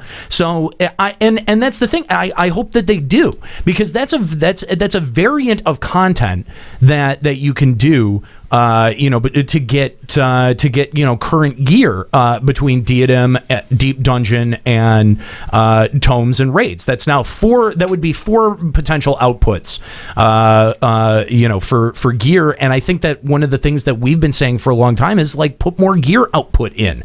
Like different activities that you can do that will give us side grades. That will give us more options in terms of customizing our gear. That we'll see some horizontal progression instead of just vertical progression. So I think that those are all things that are possible, that I'm hopeful for. But dude, I do understand your apprehension because if they don't go back and do anything meaningful with Diadem, I'm afraid that they're never going to do anything with it again, and that's going to end up being dead content. You know what I probably think is going to happen is that when they said they're going to update it, I bet it wouldn't surprise me if their version of updating it is in the next expansion adding a Diadem-like zone for Alamigo. What would be even worse is that every time they update it, if they just raise the item level and stat levels and nothing else changes. Ugh. Yeah. Now, hold on guys, there is one very tiny silver lining if Diadem just ends up being garbage forever. What's that? Skuro will be so sad.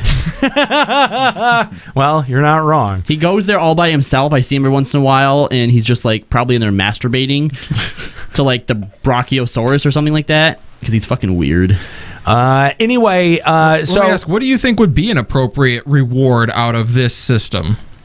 I would say materia that changes certain things and gives you certain traits for your job. Great, we've said that since Diadem Talks. I don't think they're going there yet. No, they're not. I know they're not, but I'm just saying going there, that would be worth it. 4.0. That would be worth it. I think that as long as it outputs gear that is competitive with whatever you can get out of tome grinding, then that's fine. If this is an alternate to tome grinding, that's awesome. Yes.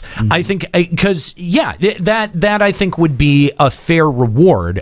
Just different stat allocations on them. I mean, that's the thing is that I really struggle to understand why we have a binary progression system between tome gear and raid gear, and why we can't mix that up with throwing more in the mix just by changing the stat allocations on it. And it doesn't have to be as drastic as Diadem did it by giving you sometimes 5 stats, but just between the 4 stats that you get, just change the allocation between. Our next relic progression, is that dropping with 3.0 or sorry, with 3.3 or 3.3? They said it was supposed to be 3.3. 3.3. Yeah. Okay. Because I was going to say, what would be cool because the next one we're supposed to be able to adjust stats on it, right?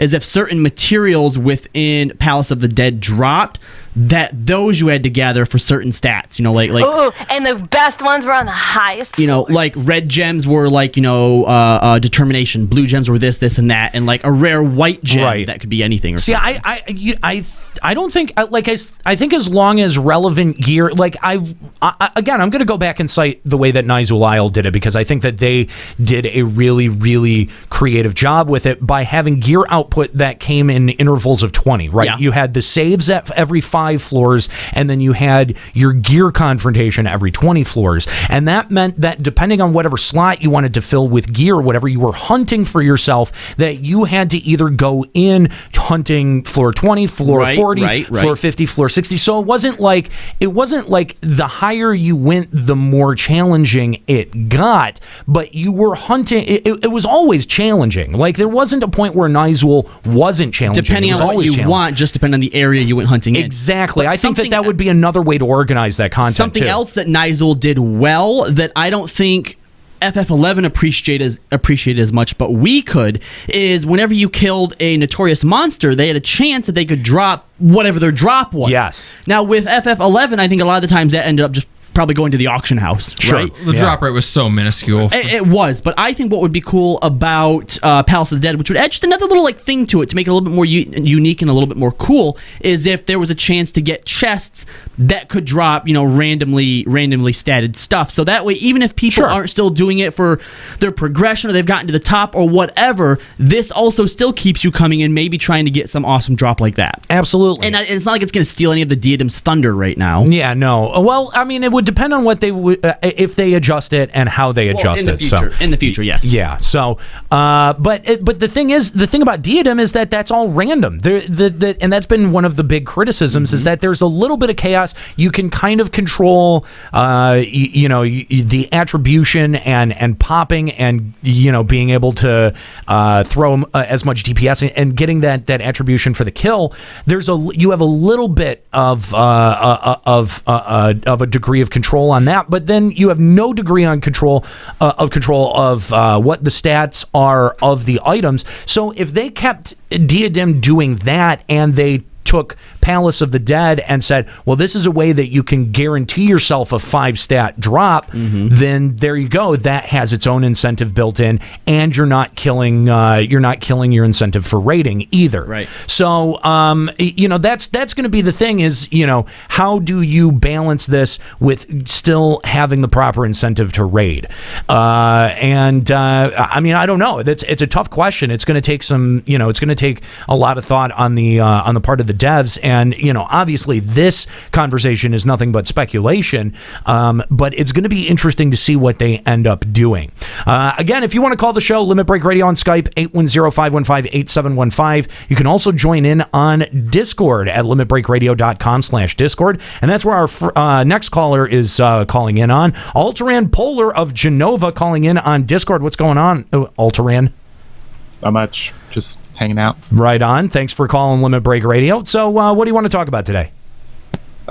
It kind of echoes like a lot of what you guys are already saying about this deep dungeon. Like I watched the stream from PAX and I was like, that sounds really cool. But at the same time, I thought of like Diadem, where it's like most of that stuff, it just kind of stays there. Or even like the gold saucer is completely self-contained. Everything stays in the gold saucer. Right. And they're like, it's going to be its own independent progression, and you have to get items in the dungeon to increase your stats or make it easier for you, because your stuff out of the dungeon isn't going to be worth that much. So I'm like, are we taking anything out? Are those items even going to be worth taking out of the dungeon, or are we just going to be stuck with it? And it's completely separate. That's a totally fair question and a very valid concern, and I think one that we all echo, because if the stuff is just blanket not usable in in the overworld, then what's the fucking point? What's the reason to get to the final floor? It can't be.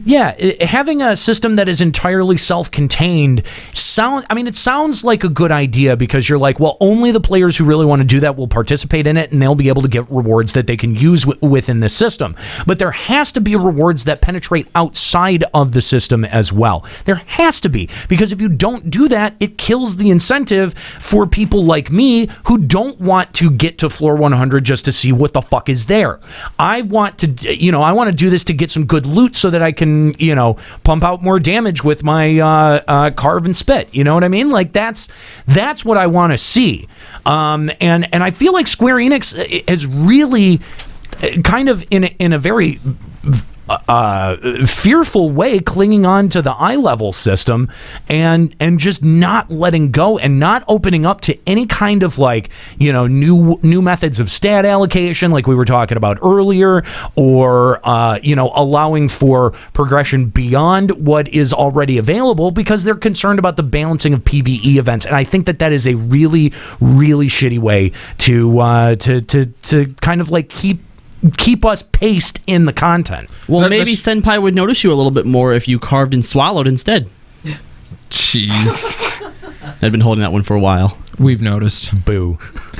So at the same time, though, that was really bad. This should actually then excite you that they're ignoring eye level in here. Yeah, I mean, yes and no. Well, I don't know if they're ignoring eye level. When it says an independent progression system, I just think what that means is we're all going to start at the same level, right? And then as we progress, you personally are going to keep your progression level, so you don't have to go with the same people every single time. I just mean to say that eye level bonus is negligible. Yeah, they said that straight up eye level will not matter. It is straight up negligible. So, but I wonder if that means like how in Nyzul Isle, where they would lock your gear and you'd have to find cells to unlock certain your hand gears or whatever. Right, salvage. Like I wonder if it means that, or if it means like all together your gear doesn't matter and it's strictly upgradable within It the sounds to me like it means that it's negligible. Like they say negligible, it doesn't sound to me like you have to unlock it.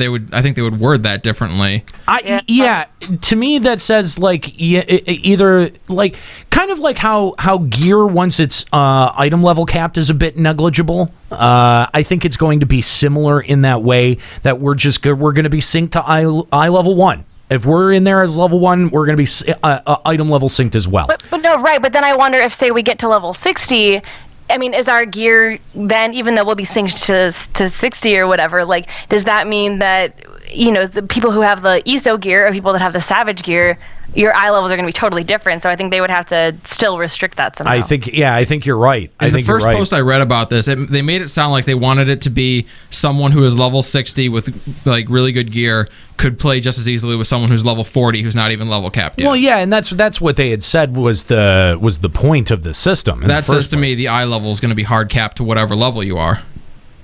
Yeah. What I think would be a good system for this is basically have all of your outside world gear just like be item level 1 for when you enter the dungeon, but as you go through the dungeon you find chests that have the pink gear, like ethereal stuff that will actually be that level, so then you have to go around, find new gear, re-equip yourself while you're in the dungeon, and after you time out or whatever, then all that gear goes away. So you have to find your gear over and over and over again. That's interesting. I mean, and not a bad idea either to have gear that's relevant, but the system when you're inside of it treats that stat allocation differently. Yeah, so that way everyone's like on the same footing every time you go in, and if you want to actually progress, you have to treasure hunt. You have to look for new items. Well, that worked. I feel that's along the lines of what they did with Salvage or whatever, except it would be like, you know, if they dropped a body piece or a hand piece and you have to decide like, okay, which healer gets this hand piece, like, right. And so, you know, they're like half naked running through, which is more or less the same as like unlocking the gear, however, just, you know, capped eye level. Yeah, it's just a different approach. Monks, let's go. It's just a different. Although I kind of would like it if, you know, how they literally said eye level is negligible. I honestly hope that if it does like a system like Juxta said, that there's literally just no eye level on it. It's just its own gear to help you progress, and the eye level doesn't fucking matter. Like, there's no eye level. It's just gear for that. I really just want whatever the gear is that you get out of it to still be relevant when you get out of the system. Something has to be, yeah. Absolutely. Like the rewards is relevant, but the actual stuff you use to progress within the actual system, like when you're actually in the dungeon, that stuff should just like be self-contained. Absolutely, and I think that's what Ultron was getting at too. Is that right, Ultron? Do I have that right? Yeah. Yeah. Okay. Yeah. So, anyway, thanks for the call, man. We appreciate it. If you want to call Limit Break Radio on Skype, 810-515-8715. We'd love to hear what your thoughts on Deep Dungeon, aka the Municipality of the Dead. What are your thoughts? What do you hope the system is going to be? What kind of rewards do you want to see out of it? Do the rewards even matter?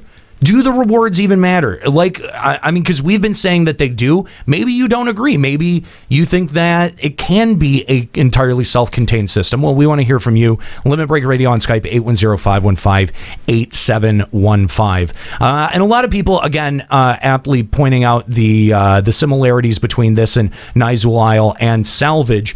And I think that that's overall good because I think that that's the sort of content that we've been...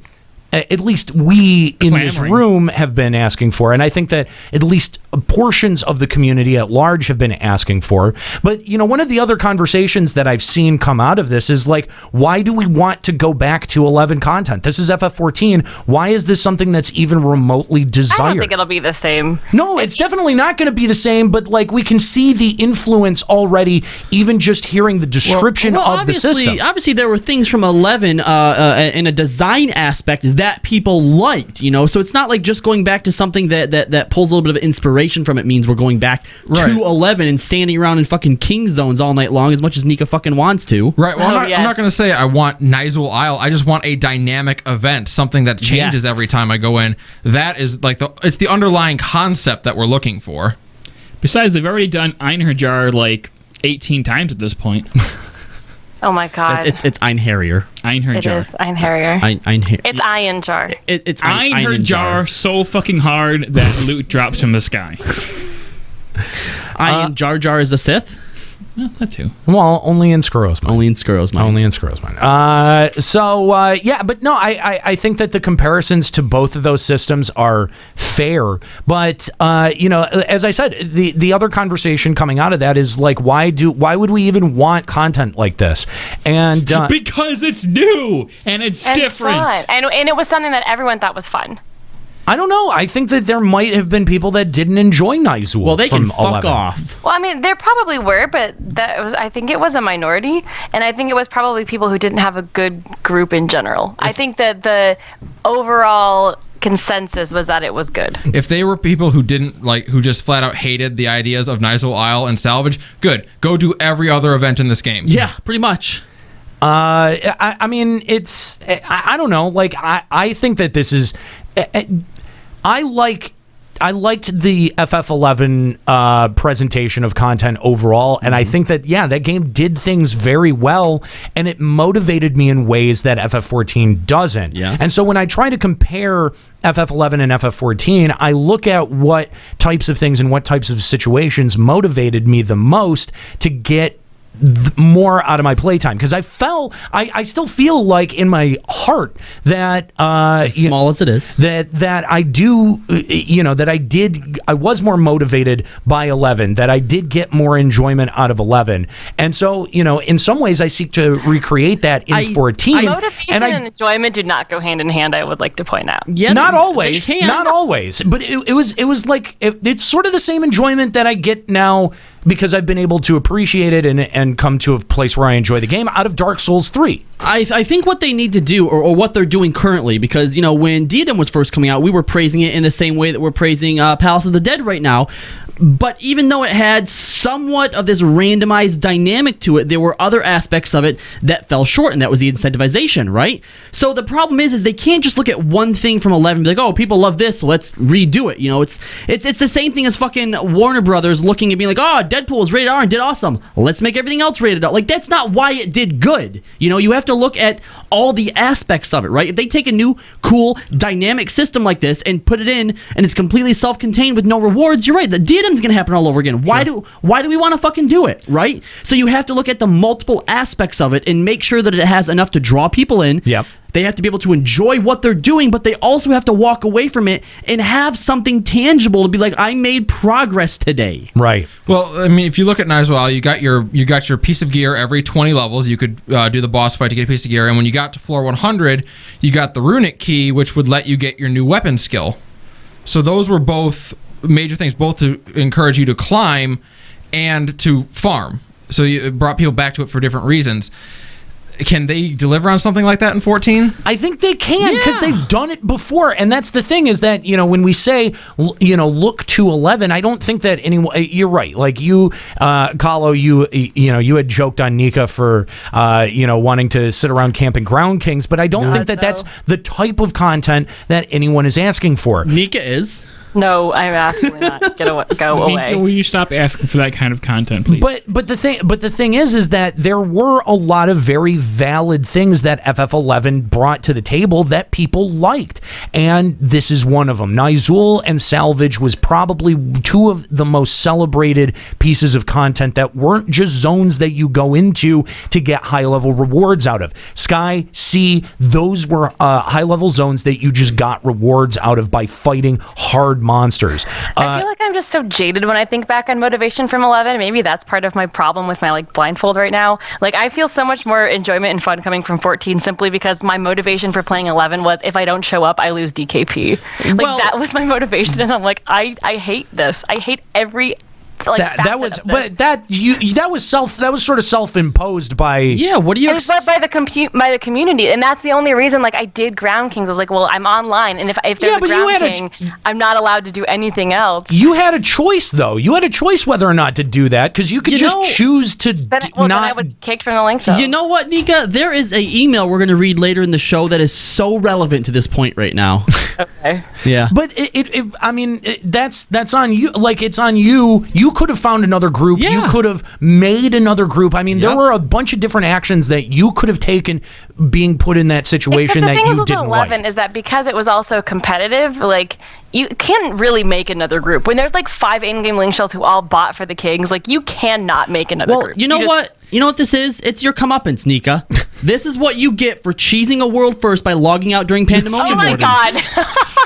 But I mean, to be fair, Nika, every time we go back and play 11, you seem to have fun. Because we're just doing the story. The story of 11 is one of my favorite things. Like I would never go through and do like some of that, whatever that. I don't even know. But that's Maybe you were playing wrong then, But that's Nika. exactly my point, Nika, is that when we talk about FF11, we don't have those types of memories. We don't have, because we didn't put that kind of expectation on ourselves. we just played That's for why I said I fun. was just jaded about the whole thing. Like I admit that fully. You played it wrong, Nika. I don't know. I mean, I don't think I played it wrong. It's just that in the long run, I look back now and realize how much time I wasted, and I look at the game I play now and I see how much more I get out of it. Which is where I hope they don't like fuck up going forward. Does that sound like she's playing it wrong? But I spend so much less time on FF14 than I did on 11.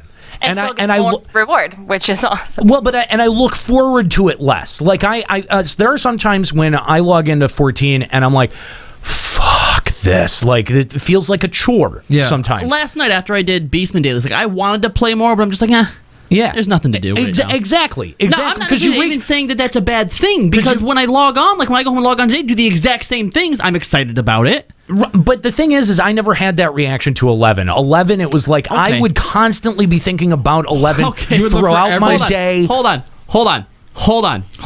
Even when it was You want to say hold on again? Hold on. Even when it was time to log in. Hold on.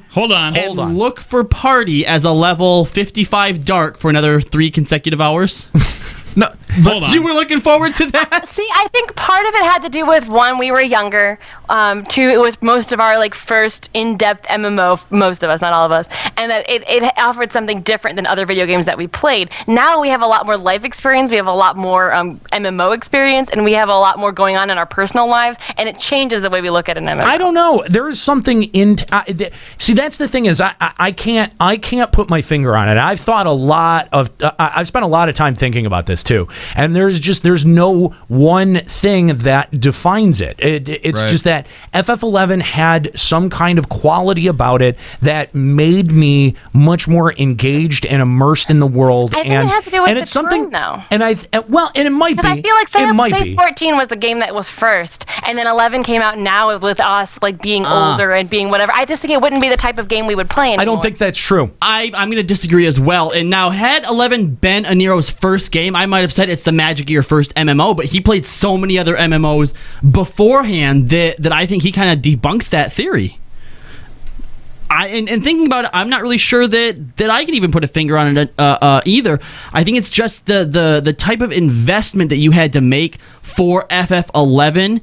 I think you just poured more of yourself into it. And you know what? Going from FF11 to WoW now to FF14, it's probably that idea. It's that idea that those investments are invalidated after so long that, like, at this point, if you were still playing 11, when you quit 11, like, you're losing 11 years or 12 years, however long it was out, worth of progress, right? Whereas if we were to quit 14 right now, we would just be losing the progress we've made since the last patch, because before that was already lost. Oh, shit. Actually, that's a great fucking point. That is a good point. That's a really, really good point.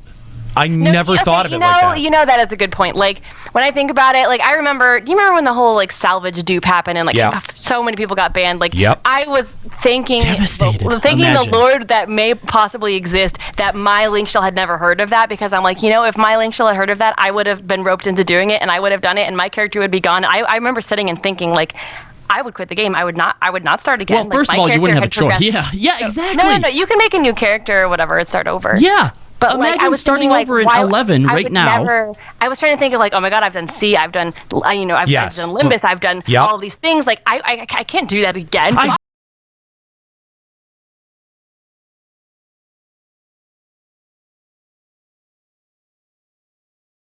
devastated, but it wouldn't be as hard to catch back You'd up. be caught back up in 3 months. And not even that, but I mean, like, if you just decided that you were done with the game and you didn't want to play because you were bored with it, and then you stepped back in, like, not even like stepping back into where your character was right now, you would only have the content between 3.25 and wherever you pick the game back up to cover. Like, Kahlo's exactly right. You lose a character in FF11, you lose all of that kind of those milestones that you get completing COP because that gave you access to things that other characters didn't. You only have. lose a patch in 14. Absolutely. Yeah, that is I never thought of it that way. That is a very, very good point. The Kazam keys. Oh, fuck those things. Your airship pass. Yeah. Exactly. Yeah. Limit break quest. Dude, exactly. Yeah, like you did. You lost a lot of legitimate character progress that you don't. You would never feel. You Turn in 500 Yagado bean necklaces. Yeah, you would never feel that on 14. And I don't know, like that's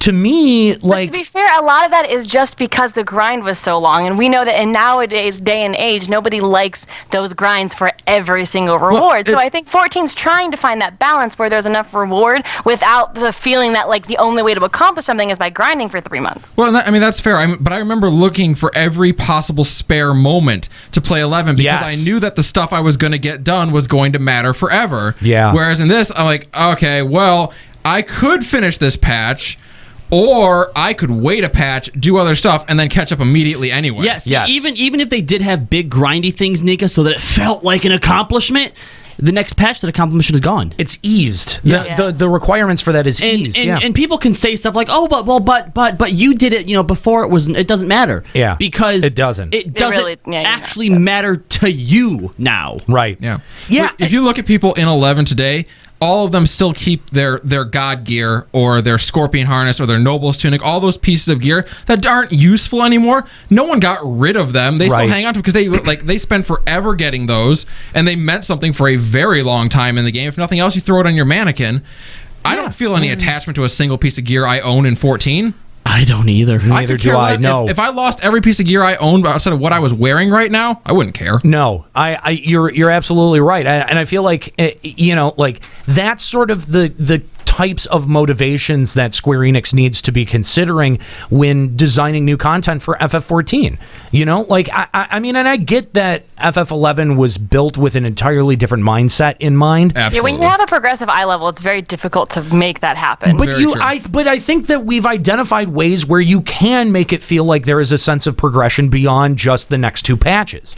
And that, I think, is something that is essential to the MMO genre and something that FF14 has not done well with and has overlooked. So, they have an opportunity to correct some of the mistakes that they've made with 4.0, and it's just going to be interesting to see if they end up doing that, or if we just get another repetition and a recitation of what we've got in the last two iterations. You guys obviously make fun of me and Juxta for it, but I think the only connection to the game that we have that is anything like what we had in Final Fantasy XI is actually with our glamour, because I have two retainers that are full of nearly completed sets. Like, that really is kind of my point of playing the game, is completing all these glamour sets, even if I don't actually wear or use all of them. There's some ugly fucking gear out there. Yeah. But the way I arrange it, it's 5 across, right? So I open up my retainers and there's a missing slot.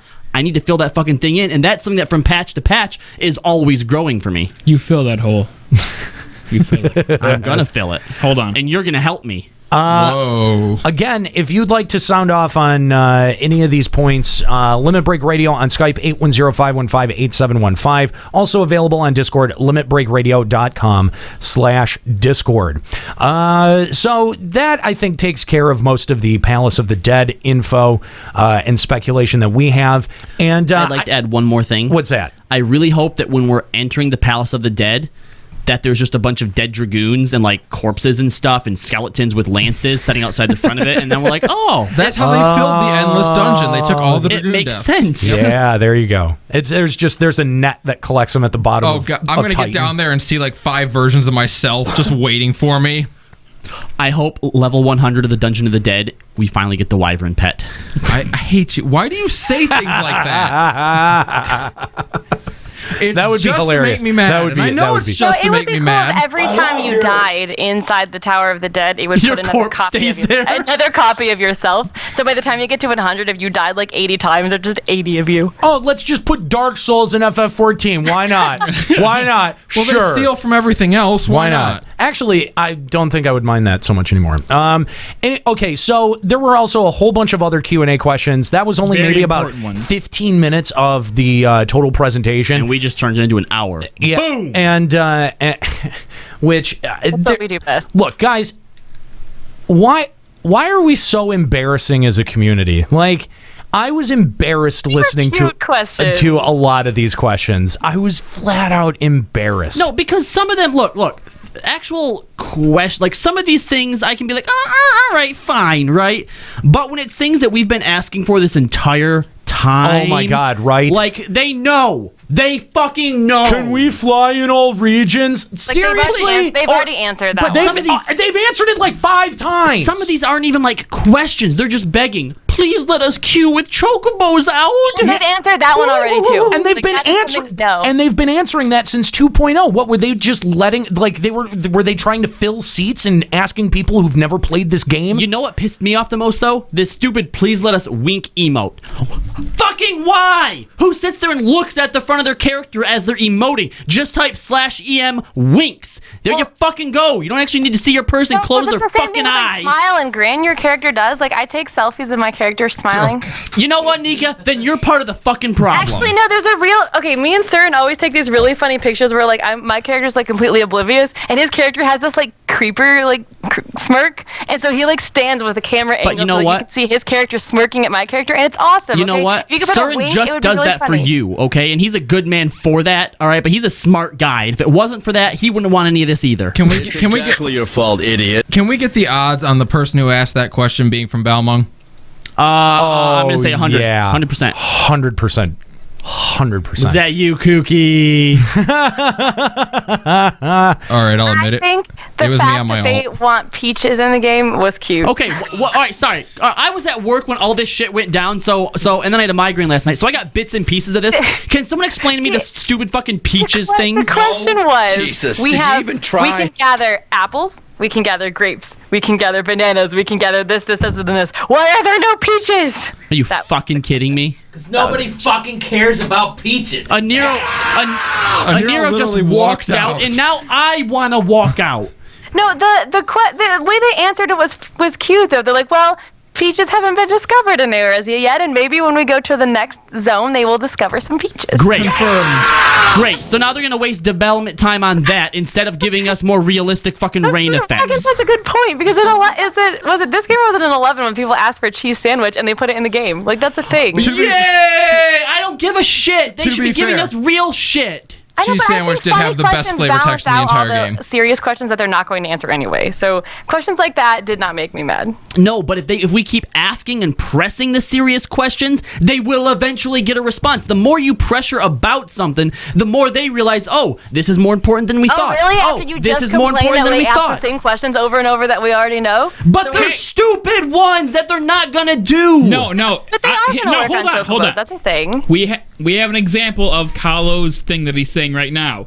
Gender locked gear. We keep pressing them, and now we are finally gonna unlock some of that gear. Yeah, see, that's perfect. Now, if every person who had asked a gender lock question had instead asked a question about something serious and relevant, we might have it by now.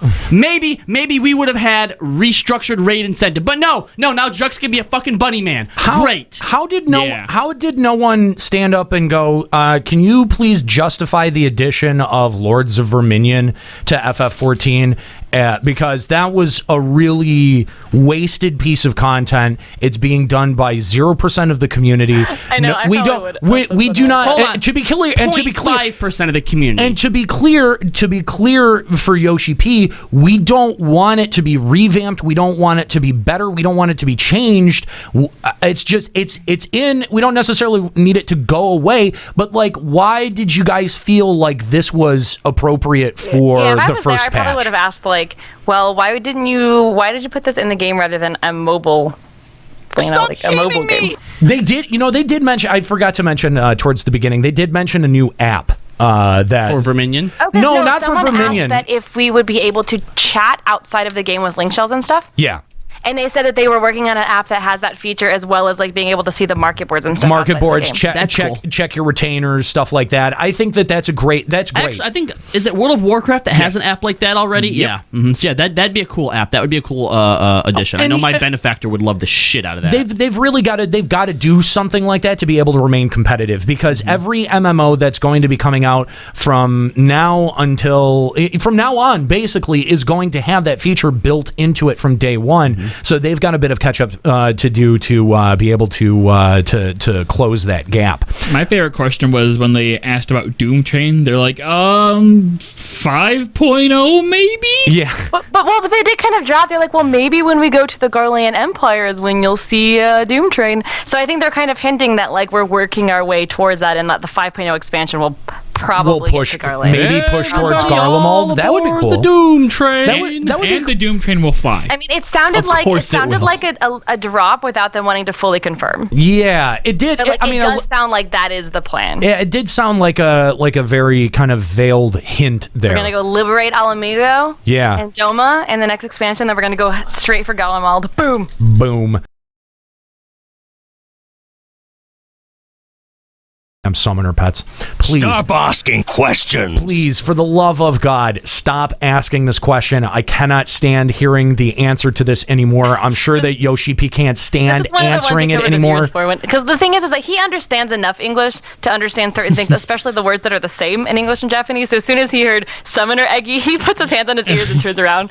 It's like, yeah. Oh God, it's brutal. Yeah, and it's just like every time, there were so many questions that he would hear and go, and he would have that kind, like, I've answered this a million times sort of response to it, and it's just like, what the fuck, man? Maybe he'll learn not to take questions from random audiences. Right? It does, it does seem like maybe this didn't go exactly as planned. They had the last 15 minutes devoted to Palace of the Dead, so they did that properly. So let's see. That I think covers most of the significant questions from the PAX Q&A. Again, I think that the Palace of the Dead stuff is really, really promising and really, really exciting. I know I said that about the Diadem, and that hasn't panned out. But, I mean, there is a possibility that we could end up seeing a return to the Diadem in this next patch. And if we do, I mean, I think that really does bode pretty well for the future of content development for this game. And to be fair, before we knew anything about Diadem, just the fact that it was going to be new and different, that was exciting. Yeah, that's true. So let's go back to the phone lines. We're going to talk to Lee Fawn of Hyperion. Lee, how's it going, man? Pretty good. Thanks for calling Limit Break Radio. So, what do you want to talk about? Nothing? Okay. Well, the chat's calling for Peach Eggy, so is that what you're here to talk about? Peach Eggy, please. Totally, man. Like, all right, Lee, look. This is your first time calling the show, so I'm going to warn you right here. It's not his first time. Oh, it isn't? No, it's like his third then you know time. what? There shouldn't be any excuse, but you know that Aniro has an itchy drop finger when it comes to calls, so you better watch who you agree with and what kind of misconceptions you spread. All right? I like that mute button a lot. Anyway, so Lee, what do you want to talk about, man? all right, so I'm curious if you guys have tried looking at the lyrics for Sephiroth's Phase 2 at all. Something about when worlds collide? Oh yeah, I heard of. Actually, I not in depth. No, I think it's like a song about learning how to spell his name. Is that correct? That would be Sephiroth. Well, you guys remember last time I was here, I talked about how Hydaelyn may be the wrong person we're following because, you know, the dissonance between what we've been told and whatnot. Okay. Well, a couple weeks back, after watching End of Evangelion, me and my friends ended up staying up till like 3 a.m. talking about these lyrics because there's a lot you can draw from it. So standard weeaboo things. Oh, yeah, totally. Was that your first time having watched End of Eva, first of all? I don't think I finished it. Good. That's the right response. All right. So tell us what do you theorize from the lyrics? What do you think? Well, first off, I think Sephiroth's trying to warn us, because I'm on the side that believes Alligans also had their very own Warriors of Light, and the fact that they're gone means something happened to them. And I think Sephiroth's trying to warn us and telling us to just leave. He's warning us with giant fists in our face. Well, because one of the things you have to remember too is, I believe that there's a text somewhere that explains that Sephiroth originally was some form of like life tree. In the world, and it was the prayers or whatever the fuck. Well, there were tree beings that existed in. Right. Well, somewhere it actually talks about the different like prayers and whatnot of the people that worshipped him are what basically gave him life. Well, yeah, that's how true. primals work. Yeah, that's true of any primal. Yeah. Yeah. So I mean, so obviously he was here from like the very, very beginning, and I think where you might be going with this is the idea that at a certain point, because we know that Heidelin is dying or fading or something, that maybe she's pushing us to do all of these things so that we gather enough energy to where she can feast on us or maybe sustain herself with our essence or something. What? What are you talking? Where did you get that? Heidelin's playing the long con. Well, hold what on, the literal fuck are you talking about? He mentioned that the Alligons probably had their own versions of the Warrior of Light, right, Lee? Yeah, but let me point out the lyrics I'm talking about here. Necessity is an inventive mother, promising sanctum that she cannot provide, which is talking about Heidelin and our blessing of light. She's the hand that rocks the cradle, the wind that breaks the bow and leaves you to die. Jeez. So I'm thinking... Yeah, I'm thinking once she's done with us, she's quite literally just going to let something kill us off. No. Oh, come on. You're saying that maybe this has happened in the past with the Alligans and that the previous Warriors of Light no longer exist, and that maybe the Calamity was even something that was intended to kill us off, and now we're seeing the aftermath. And I love it. I love the idea that Heidelin is playing the long con and she's going to kill all of us. I was going to say, as a plot device, as a writer, just the fact that she's like, all right, now you've served my purpose, just blah, I think that's lame.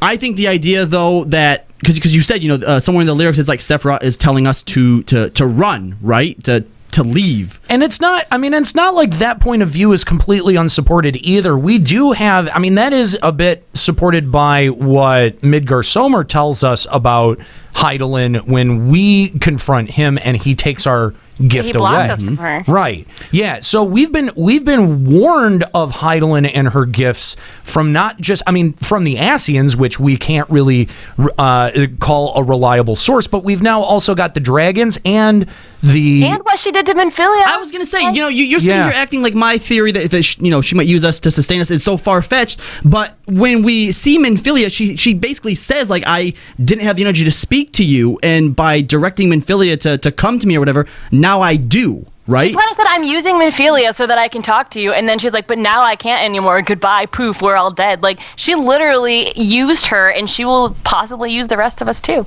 It's an interesting theory. Definitely an interesting theory. Never something that I really thought about. Well, but when you think that Heidelin is at the center of, the life stream or whatever, and anything that dies, goes back into her and then is reborn again. If you think about a lot of the Final Fantasy narratives, having a holy being or a being that's attached to some form of religion or ritual or anything like that, they generally they end up being the bad guy. Think of Seymour in 10. All hail you, Yevon. Yeah, exactly. Yeah, the religion was the enemy in the end. A lot of times religion ends up becoming the enemy by the end of the well, yes, almost all the time. As yeah. shitty as some of those movies were, there's the Spider-Man quote too about living long enough to become a villain.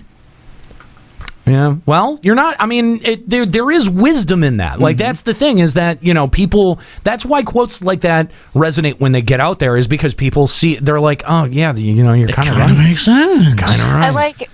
Marcus in the chat said that plot just we join the Garleans. I feel like it'd more be we team up with the Garleans to fight off Heidelin. I think that would be interesting. Pretty crazy. I don't know. It would be a good way to get us into Garlemald.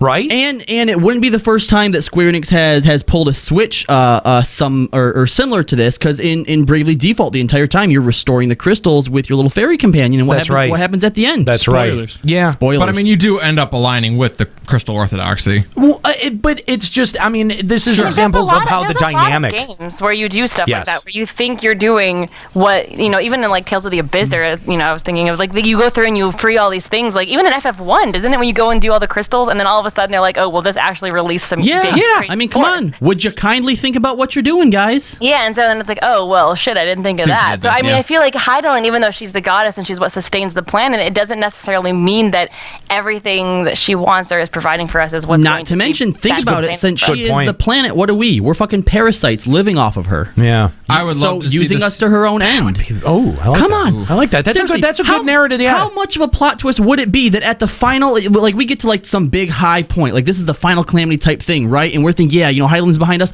We're finally gonna beat this, and then at that point, she's like, "Peace out, guys," and just steps off. And you lose your echo, you lose the gift, and you're just like, oh. Yeah, we're meant to die, right? For whatever reason, in her grand scheme, we still come out on top, and now we turn our eyes towards dealing with Heidelin Well, then I in think some she way. would end up. Yeah, I don't think she would end up stepping out. She would end up battling us. I feel like it would get to a point where she's like, "I was trying to control you and use you, but the power of the Echo was not what I thought it would be, and you've bested me. She's and this is pulling not, a Hansel and this Gretel. is not my vision of the planet. So I'm here now to stop you and put my vision of the planet back in place." She's pulling a Hansel and Gretel. She wants to get all nice and fat, filled with light, so that she can eat us up in the live stream. And then the Garleans show up to help us, and we're just like, well, this is awkward. Possible, like we know that certain people have like the blessing of the goddess, but Right. do we know exactly like why the Echo exists or where it comes from? Like, Nail Van it Darnus was this huge hero, and we killed him. We're It dicks. could be something like the Echo was kind of like a blip in the system, and that it wasn't something that she had intended. And so the people with the Echo are kind of like, I don't want to say like divergent, but they're like outliers, right? And so they're not really fit into her grand plan. And so she's trying to use us and meld us as best as she can, but eventually when we get to a point where she can't control us, she's gonna have to defeat Guys, I just got the coolest plot twist that that Malkythera came up with, right? So let's say we get to that big final thing, she steps away, we do actually lose, but then the people of Eorzea summon us back. The Warrior of Light Primal. The very thing that we've been defeating for her. I think I like that if it's the final story arc of the game, because where do you go from there? Where do you go from there is Zodiark. Defeat the darkness. Guys, Heidelin is light and light is good, so we all need to bask in her holy light and not say anything of this blasphemy. You know what? With every She's speaking through you right now, Jackson. Like the thing is that Square Enix has pulled so many goddamn punches on narrative before that, keeping the light dark dichotomy, I think, is something that they're going to maintain as long as they can. To be fair, from what we are seeing in the story right now, they are beginning to explore some of the "are we as good as we think we are" narratives. No, you're not wrong. But if the whole debacle with the Sultana was any indication, it's like, aha, yes, plot twist, she is evil, but she's not. She was just doing it to trick you in Zodiac, but she's really good. Don't worry, guys. Motherfuckers. Yeah. Anyway, Lee, thanks for the call. We appreciate it. Interesting discussion there. If you'd like to join in on the discussion, Limit Break Radio on Skype, 810-515-8715, or limitbreakradio.com/Discord if you'd like to join us on Discord. So, a couple of things, just real quick before we move into the FFFL here. I wanted to talk real quick about the AMA that went down. I said on the last episode that I would be doing an AMA on Reddit on Monday. Followed through on that, got something like 200 some odd comments. I responded to a lot of stuff in there. I did exactly what I said I was going to do. I tried to take it as seriously as I could and tried to give genuine answers. Sometimes I got a bit smart-assy. I tried to leave that shit at the door, but the rest of us didn't. I'm sorry. I didn't want this to be weird. I just came here to talk about foreskin. See, I just wanted to go around the room and just kind of get your guys' thoughts on how the AMA went, because I know that all of you guys were kind of watching it as it was going and have read through a lot of the responses. I'm curious if there's anything that I said or any of the other people had brought up, through that thread that you found interesting or illuminating. One thing in particular, I'll start off that I was at first really kind of upset about, and I had a hard time, meshing with it. But I kind of was able to put a positive spin on it. The fuck is wrong with you? You don't like mozzarella sticks? Oh, yeah, it's a texture thing. It's like eating warmed up snot. What? No. Now, granted, the way I look at it is if we ever go and get mozzarella sticks, it's more for me. Yeah, but that's fine. You are a fucking weird human being. Gross. It's gross. It's a consistency thing. Dude, if snot tastes like that, I will eat my own boogers all day long. Stop. I enjoyed the guy who came around to you because you don't like pulp. Yeah, I know. Like, you're an okay dude. Yeah, I like the cut of your jib. Yeah. I think it was interesting that the majority, all right, so when you get all up in arms and you say, I wish you get AIDS, that invites a certain type of troll out here, right? Sure. But then when you sit down and get serious, then I think, and maybe trolls isn't the right words for them, but you get a different type of person that finally comes out of the word work, and those are the people that want to sit down and try and rationally tell you why you're a terrible person. Yeah. And you have two types of people. There are two types of people that after you basically explain everything, they're like, oh, well, okay, cool. No, that's fine. You're aware of what you're doing, so hell, what the fuck? And then there's other people that are like the guy who shall not be named, and they just keep talking in circles with the same points over and over and over again. Right. And there's nothing you can do about them. Yeah. Flat out, period. Nothing you can do about them. But yeah, I thought it was interesting that the people who doing the most trolling was me, Juxta, and Nika. The people who told Nika that they can recommend a woman's shelter, abuse shelter for her. Oh my right? God. And me and Juxta both replied with something like, "Don't worry, Nika's perfectly happy where she is. She doesn't need you to interfere or speak for her." Yeah. I have a lot more white knights than I realized. I'll throw that one out there. Yeah, you do. Even people who have literally listened to like 2 episodes felt the need to white knight me, and I'm like, why do you feel that need? I mean, then again, I want to call all y'all sexist. Like, seriously, you think you're not because you're defending me, but because you're calling me out when I don't need your help, and I perfectly said like nothing. And you've said bad about my relationship with any of these assholes, that you still are like, I'm going to save you because you're a girl, and Nika, I want. that's kind of hurtful. You don't call us asses. I'm sorry. The thing that offends me the most, right, is that everyone rushes to Nika's defense when she can actually hold her own. She can, and we don't actually really pick on her that much. Compared to Ascalia, who fucking gets it all the damn time about being transgendered and nobody cares. Where the fuck is Brianna Wu for you, man? I said mean things about her. I don't think she's gonna do me any favors. There was a couple people who did defend. Yeah, I did have some people come to my defense. I didn't see any of those. It was a couple. There were the people who were like, Nika and Ascalia should leave and make their own show. There was quite a few people who said that. Well, I mean, that no one would listen to. Pretty much. I mean, I think that point of view is a little. I mean, it's a little bit like, what are you expecting exactly? Like, it just goes to show that this isn't their kind of humor. Like they like us because we're like the nice like voices of reason or whatever. And like, okay, maybe something we might talk about might be interesting, but like the whole point of our show is the different dynamic between all of us. And if it's just a lot of the same with just me and Ascalia having kind of the same points of view, it wouldn't provide as much entertainment as we get from all of us. Yeah, it would be like watching you guys' 11 stream. Find a different show. Jeez. And like, that's the thing, is that like people think that we're being defensive or being obnoxious when we say find a different show, or like, but that's not the thing though, is that like there are, like, you got to understand that it wasn't just like seeing, and I had made this analogy in the AMA, but seeing the direction that other podcasts were going and saying like, oh, if they're going to be WCW, we're going to be NWO. Mm-hmm. We were in a unique position to do a heel turn like that. Yes. We were, we had the 7 years worth of an audience buildup where we knew that when we came out and started doing stuff that would be more shocking and started making content that would be less widely acceptable for people, that it would actually have an effect on our audience. You can't, if you're building your audience from zero and you're being super offensive, then it positions you in a way where you have to keep outdoing yourself, and you have to keep going bigger and badder, and in a lot of cases it works people into a corner where they have to be so shitty as human beings that they don't even recognize or like the person that they are on the other side of that process. And doing this for 7 years, we knew that we had a certain audience expectation and that we were going to deviate from that, and that was purposeful. That that was by design. We are from day one. That was always part of it. And the thing that we've realized and that we've learned doing it that way is that the way that we produce the show now is a lot more fun and engaging for us as people and performers, and that speaks volumes of the show in the long run. I mean, you know, we can have a really well designed outline and have a lot of stuff to talk about and go point by point through it, but that's not why people listen to us. That's not why people like the show.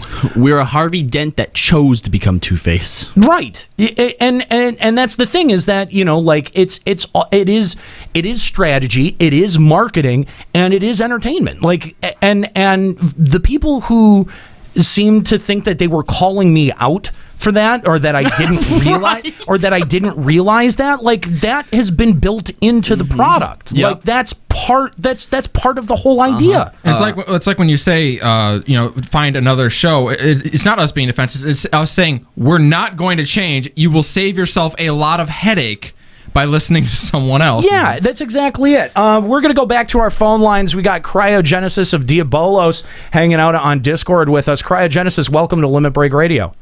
How's it going, guys? Very well. Thanks for joining us. Did you have any thoughts on the Reddit AMA? I was just going to comment on how I was just really grateful for you guys doing the AMA. I know, like, there are times when the Reddit community and LBR are just like bumping heads all the time. Oh, have there been times like that? I didn't know. What? A couple times? I must have missed something. Yeah, I don't know what you're talking about. Okay, we've just got to be really apologetic and tell them we didn't mean it. And it's just, I don't know. I'd never seen anything like that on the Reddit, and I just respected you guys a ton for doing it. Thank you. I left a comment and everything. Yep. I would like to point out something. I noticed earlier when we first started the show, Cryogenesis, that you tried to do the LBR Rumpcock, but it seems to be broken for you. And I just want to let you know that in order to fix that, if you just hit that $4.99 subscribe button, like that'll fix the problem. Yeah, it should work. It should work. I noticed. Yeah, and hit that refresh button too. That'll just refresh. Yeah, that'll iron out all the problems. Cryo, let me ask you then, how long have you been listening to LBR? I want to say for like half a year. Okay, cool. So a newer listener. That's you're great. still somewhat of a newer listener. So yeah, do you? I'm fairly new. Sorry, go ahead. Do you think we're all assholes? I mean, we're all half an asshole, right? Yeah, well, but you're Nero might be a full asshole. You're supposed to. I think that's the idea, is that we want you to walk away thinking that we're assholes, but we're fun assholes. There you go. Yeah. Right. You know, I think one of the things that, you know, and I didn't really expect to talk about this, that I think surprised me the most was asking, like, is somebody asked how I developed my sense of humor and where this... why you are the way you are, basically. Yeah, why this particularly brutal sense of humor has come out in me and where that comes from.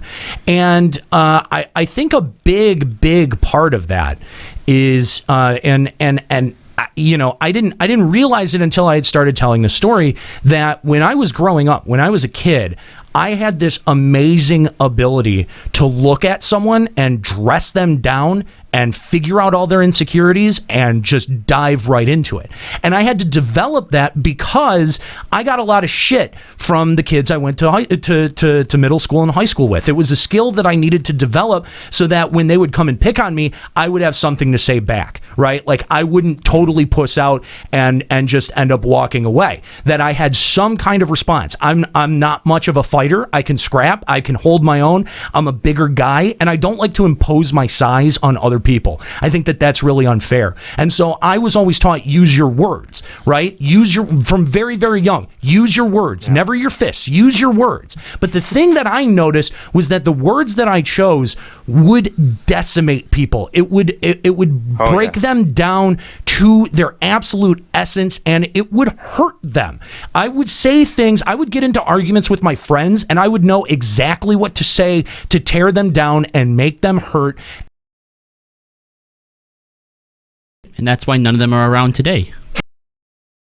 Thing is I didn't like myself because of it. Like, once I realized that I could do that, I actually started hating myself because of it. And I started to limit the amount of friendships that I had because I was like, I don't want to let people get close to me if I'm going to end up hurting them. And what I ended up doing was in my second or third year of high school, I found improv and I found comedy and I found a way that I could go on stage and be mean to people and have it be funny. And that was the other thing, is that when I was mean, it wasn't just like I was mean and I would be privately mean. I would be publicly mean, where it's not just me that's tearing you down. I'm getting everyone over to my side, and they're going to be pointing and laughing at you by the end of this. And it was an ability that I had that I hated about myself, and I felt like I really did hurt people. And once I found improv, I found like I felt like I had found a way, an outlet for that, a way that I could be funny and mean on stage, and people wouldn't take it personally. They wouldn't end up walking away, hurt, or wouldn't end up affecting my relationships. And that was a really important thing for me to learn, that there are spaces in which, things are acceptable and other things are not. And that's why it works on this show, and no one takes it serious. And when I say no one, I mean the hosts, right? Because when any one of us says something mean, we know that they're saying it from a place of love. Like, we want people to laugh, not that they're saying it from a place of hate, where they're like, I want you to be in pain. Right. Exactly. And so that makes you, in a way, open to a lot of different types of humor. And, Daniel Tosh is a great example of that. If Daniel Tosh can have a career right now, if Doug Stanhope can have a career right now, then you know what? There is a lot of validity in a range of different presentations in terms of comedy and in terms of entertainment. And just because the PC thing, the be nice to people thing, is the in thing right now, it doesn't mean that people are always going to devalue mean comedy the way that it is at the moment. And the thing is that I'm not subject to, I don't subject myself to trends, man. And it's not like a thing where I'm like, oh, fuck trends or whatever. Like, that's just my personality. And so I do what I think is funny, whether other people find it funny in mass or not. And, that's, I think, in terms of the compass for the show, that's where we get a lot of the direction. So that was one of the questions that really opened me up. And I actually learned, that was something that I had forgotten about myself, that I learned through doing that AMA. So if for no other reason, that's why I was thankful for it. I know. Go ahead, Cryo. I know, just in general, humor is a huge subjective thing. And when, getting to know, watching Tosh.0 and listening to LBR show, I get reminded of the fact that there are other types of humor out there that maybe I don't necessarily understand, but I still think it's funny. Right. But then there's other people that just don't get that. No. They're like, everything is sacred. Right. Yeah. And that's the thing, is that it varies from person to person. And the thing is when you find someone like this, there's always holes in their logic. They're like, oh, well, this is okay to joke about because I think that's funny, but this is not okay to joke about. It's not okay for you to joke about AIDS, right, Nero, because you don't know people that have AIDS. Well, right. Yeah, actually I do. Well, obviously they don't have it very bad then, because you wouldn't if you really knew them. Right. Come on, man. I know Magic Johnson and who is the other guy? Charlie Sheen. There we go. I'm good friends with Magic Johnson and Charlie Sheen. They'll be fine. Don't worry about it. He'd have just stayed away from that tiger blood. I know, right? If someone why didn't anyone think to tell him, tiger blood, you may want to just pick something else. Anyway, thanks for the call, Cryo. We really appreciate it. Thanks for calling Limit Break Radio. Have a good one, man. Yeah, you too. One thing that really struck me about the AMA from you is if you're an LBR fan, I would really recommend going through there, because you're going to get a lot more behind the scenes and pull the wool back kind of answers than I would have expected to see on there. Aniro, you really went to the bottom level of Limit Break Radio and kind of talked about how the show's programmed and developed. Yeah, kind of pulled the characters away completely. Absolutely, and that really surprised me, and it was a really fun read. Well, and I think that a lot of there's shows that do that have presentations like ours that don't do that. They don't give you a peek behind the curtain. They don't give you a chance to understand the way that the show is conceptualized and programmed, because they just don't talk about it. They want the execution to speak for itself. And I think that it's actually much more interesting to have the meta discussion about the way that we produce the show. And that's why I sat around and I was engaged with that AMA for like 7 solid hours, is because people were asking me things about the show that I've never really had a chance to express or answer before, and that I genuinely really do enjoy. So thank you guys for giving me the ability to do that. Thank you. Who? Reddit. And the Reddit mods specifically, we had Iane on the show in the past to talk about the Reddit drama that had happened the first go round. We had set that AMA up through Iane, and he was very, very accommodating, and all of the Reddit mods were very nice and accommodating. And Iane, we are sorry if putting that AMA up for us in any way hurt your credibility. There was maybe 30-ish posts about it that were complaining about it, like, why is this sticky? This is dumb. My favorite one was like, why is this second-rate 14 podcast on here? And I think Skro replied, Google top FF14 podcast and see what comes up. I know, right? Anyway, let's go back to our phone lines. We've got JoeNeverFails and Malkythera out at PAX East live on location. Guys, how's it going? I love you, Joe. Yo, I love you too, Callow. Yes. Hey guys, hey Callow. Sorry I couldn't get your signature. Does this work out? Yes, this is good.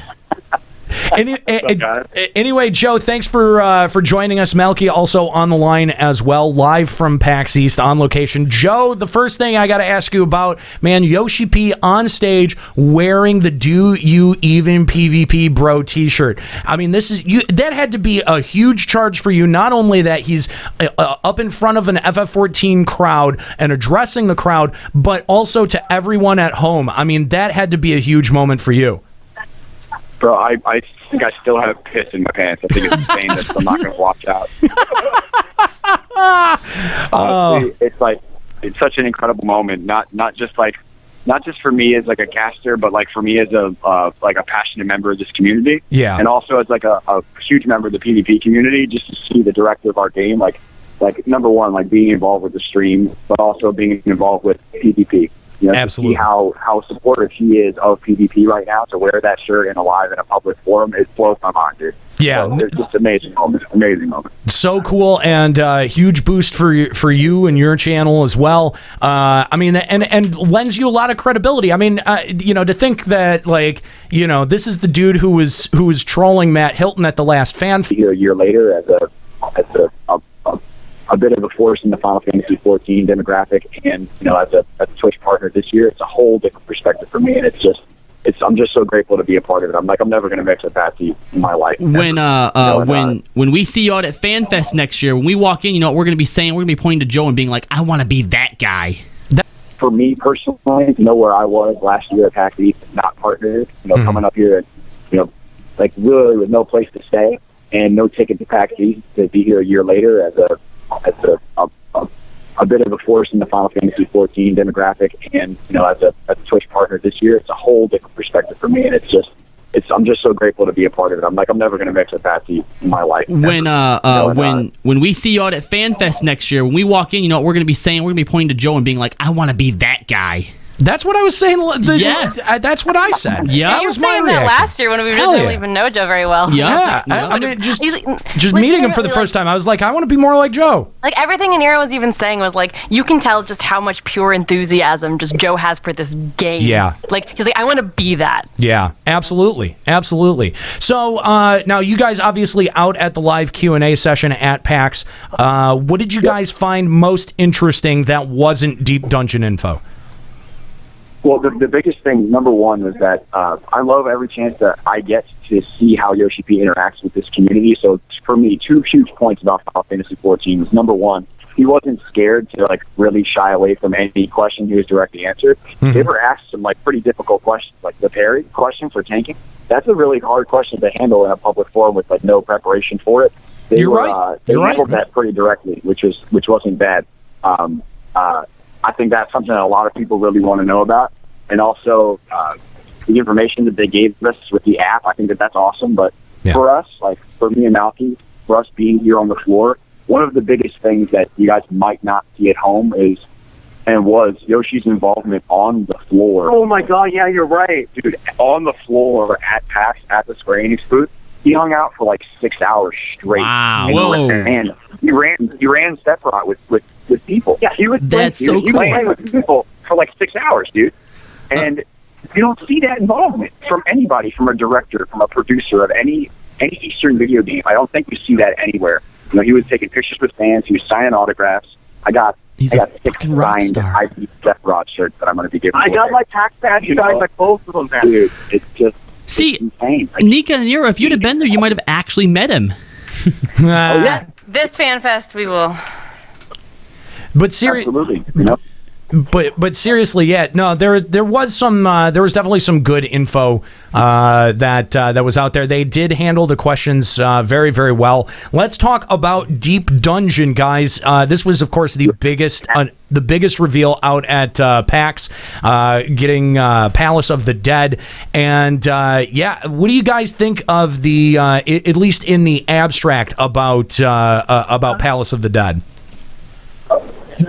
It was actually probably one of the coolest things received by the crowd there, to see like their reaction to, wow, what is this going to be? How is it going to play out? What's it going to be like? It's actually going to cool tone, and the similar thread is there was a thread on Reddit a couple weeks ago about a tower, potentially a never-ending tower. I made a comment on it a couple weeks ago about something like this, and to see that transition from somebody talking about something similar to it to them actually implementing this new instance in the game. It's going to be something that's going to be really fun for people who are looking for something different in the game, but also from a broadcasting standpoint, I'm going to have a fucking blast with this, dude. And this is with team, with people, like with viewers, but also for me, like fooling around by myself. I'm so excited. Now, I'm so excited. I think the only concern that we've been that we've been able to raise here today when chewing on the topic is that we're concerned, at least some of us are concerned, that the gear or the rewards that you get out of Palace of the Dead will only influence Palace of the Dead, that they'll be completely insular and not end up impacting the game, the overworld, the game at large, being able to use the rewards and apply them to raiding or, just PvE content overall. What do you think about the idea of having a completely self-contained system whose rewards are totally self-contained as well? For me personally, I don't know. I'm always speaking from my own personal opinion. I'm okay with all that stuff. I raid for raid gear. I PvP for PvP gear. And if I'm going to be doing dungeon for dungeon gear, that's fine with me. I look at this in a similar vein as like old school Salvage. And it's not going to be as difficult as that. But if I'm going to go do it to complete it, I'm going to try to do it to beat my friends. I'm going to try to do it to best other dragoons and say, I made it to level 60 of the dungeon. You guys only made it to level 40 by yourselves, That's why I'm going to go do it. A Nero and Joe solo climb contest. Straight out, dude. And, he says. I'm excited to explore something new in the game, it's going to be constantly evolving, constantly random. So you're never going to get the same similar dungeon anytime. So I think that by itself is unique. Does Malky have any thoughts on Deep Dungeon? The first thing I heard when I thought of when I saw that was basically, it was going to be like that video game was it Binding of Isaac, where everything's random. Once you start fresh, and that, for me at least, gives it immense replay value in comparison to, let's say, I don't know, Lords of Verminion, because it's Lords of Verminion then, and then it's not Diadem because there's only 4 people. So if you, for example, with Diadem, if you throw like 72 people into one place, people are going to find out stuff pretty quickly, and then they get it down to a formula, and then the farming starts, and that's why everyone's over there killing fucking dinosaurs 24/7.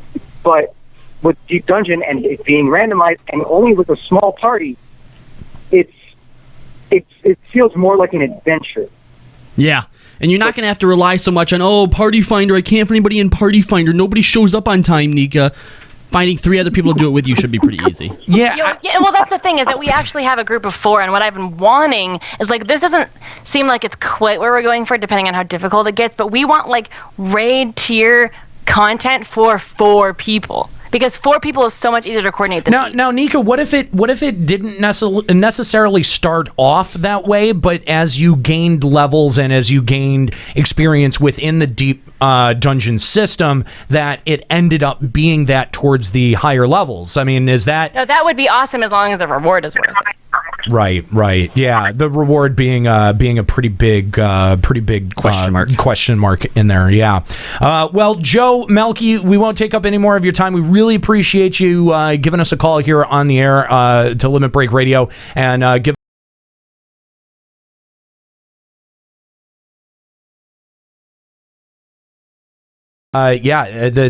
Congratulations. It must have been hugely fun for you guys. Absolutely, guys. Thanks for letting us call in. And Callow, by the way, everything's good to go. We're on our way for fixing that little issue that you told me about. Excellent. So I'll let you know live.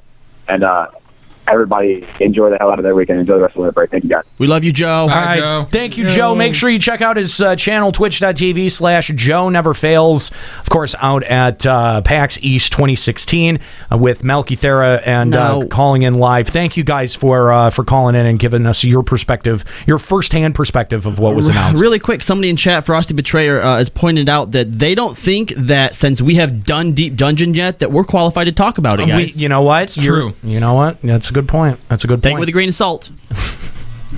I think that's going to wrap up our discussion about PAX East 2016. Thank you guys for giving us a call and for hanging out here on the show today.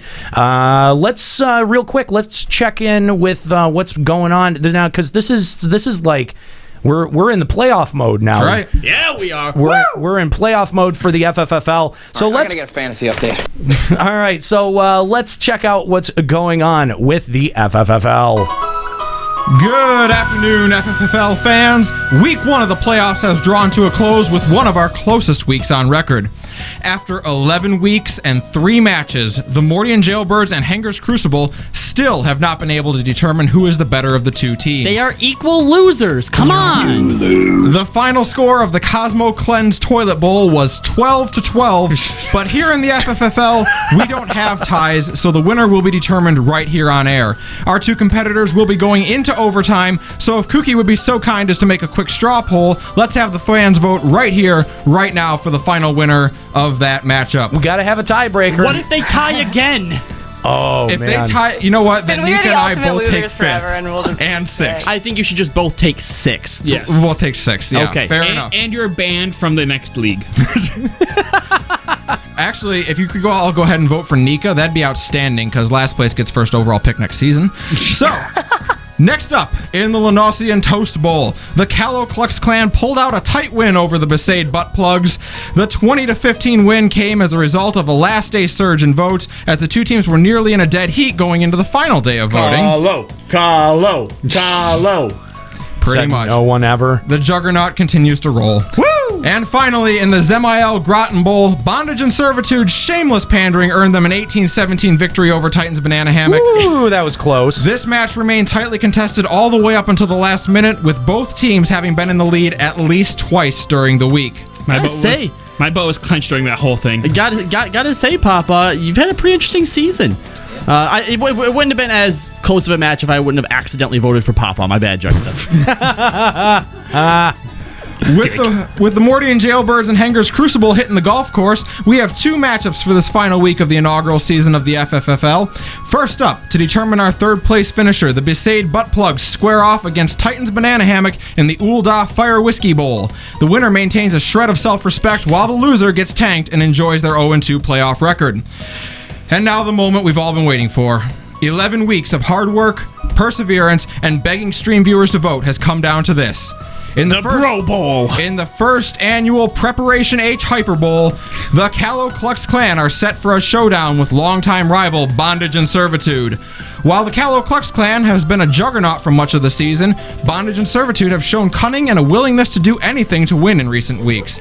What tricks will they have up their sleeve, especially with their GM currently on the clan's bench? The Hyper Bowl would like to take this moment to thank their sponsor, Preparation H. That's right, Preparation H, for that butt hurt that just won't go away. Just a reminder to you guys, you may swap in your bench player this week. However, you cannot make a waiver wire move. So just real quick, does anyone wish to swap in their bench player? I would like to go to my bench and ask Juxta, why do you think that I should swap you in and for what position? No comment. Do whatever you feel is right. All right, you're on water duty then. All right, Juxta is on as the water boy. Juxta, would you like to make a swap? No, because I don't know who's on my bench. Solid. Aniro? I don't know who's on my bench either, but I'm going to go yes. All right, you're swapping in Absolute Virtue, finally. Yay. All right, who's getting swapped out?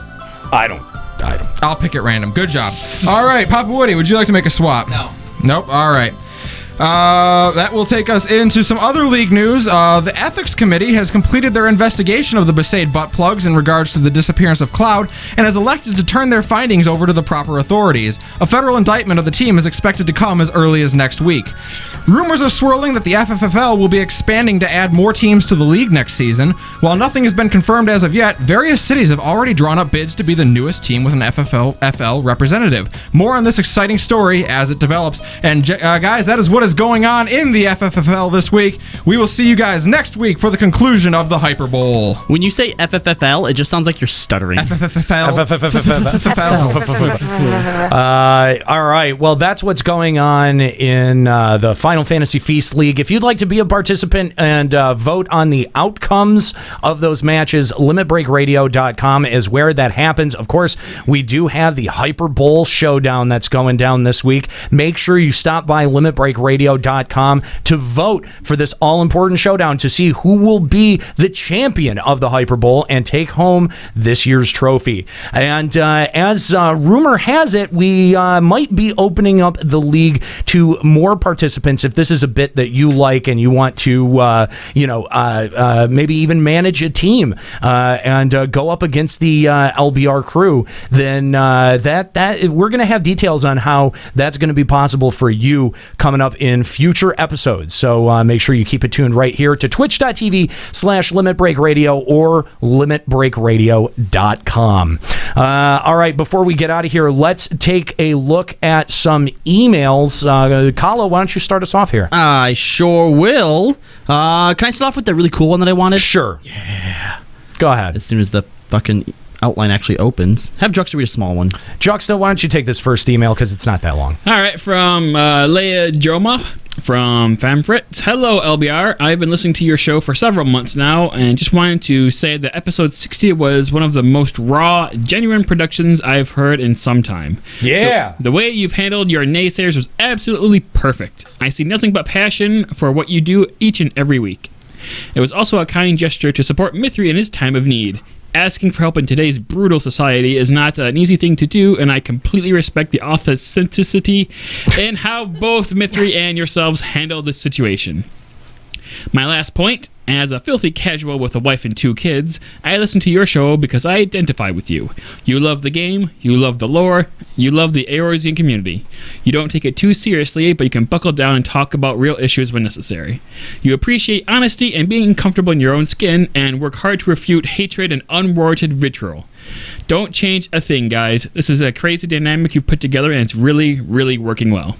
I look forward to listening to your broadcast well into the future. Thank you for what you do. Regards, Leah Joma of Famfrit. Thank you so much for that email. What a great email. And we really, it's nice to hear because, when you have a comment thread as long as 700 comments on Reddit, or when you have an AMA that lasted as long as I do, and you get a lot of questions or a lot of comments like, well, you're turning away your entire listener base. There is something that, as a performer and as someone who looks at this as a way to further my career, it does, that is kind of a scary, concerning thing to hear, that you're alienating your own audience. But at the same time, though, we've made it very clear. We know our audience. We've set it up very well to where any feedback that we're getting from our audience is not going to become filtered through Reddit. Like, it's not coming filtered through us to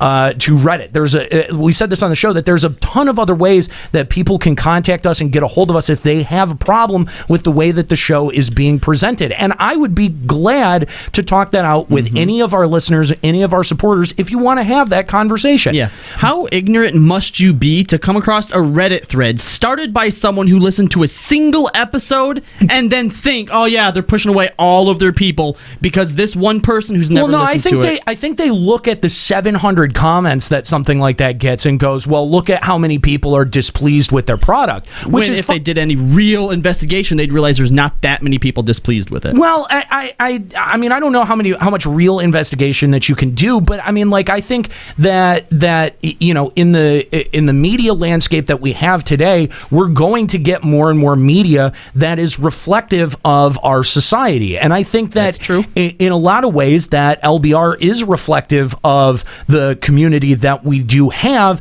but not the you know, the real happy Careberry weeaboo face that a lot of people seem to get when they interact with the FF14 community. Yes. We're a bit of a counterbalance to that, and that's actually a dynamic that I quite like. And you know, something that I have to keep reminding myself is that, look, like, it's not for everyone, and that's okay. I think one of the coolest things about our dynamic is the fact that we were able to find someone who is somehow a hybrid between Care Bear and elitist.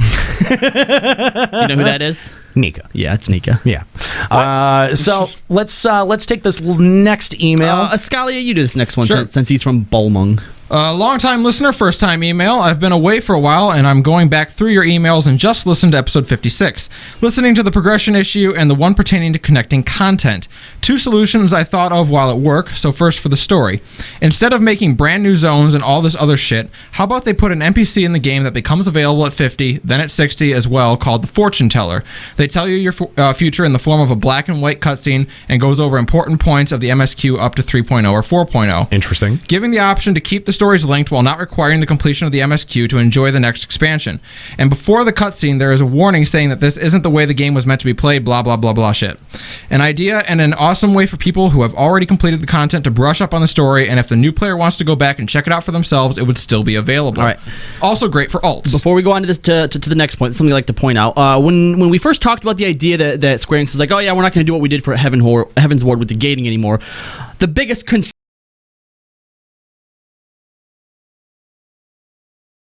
is going on, right?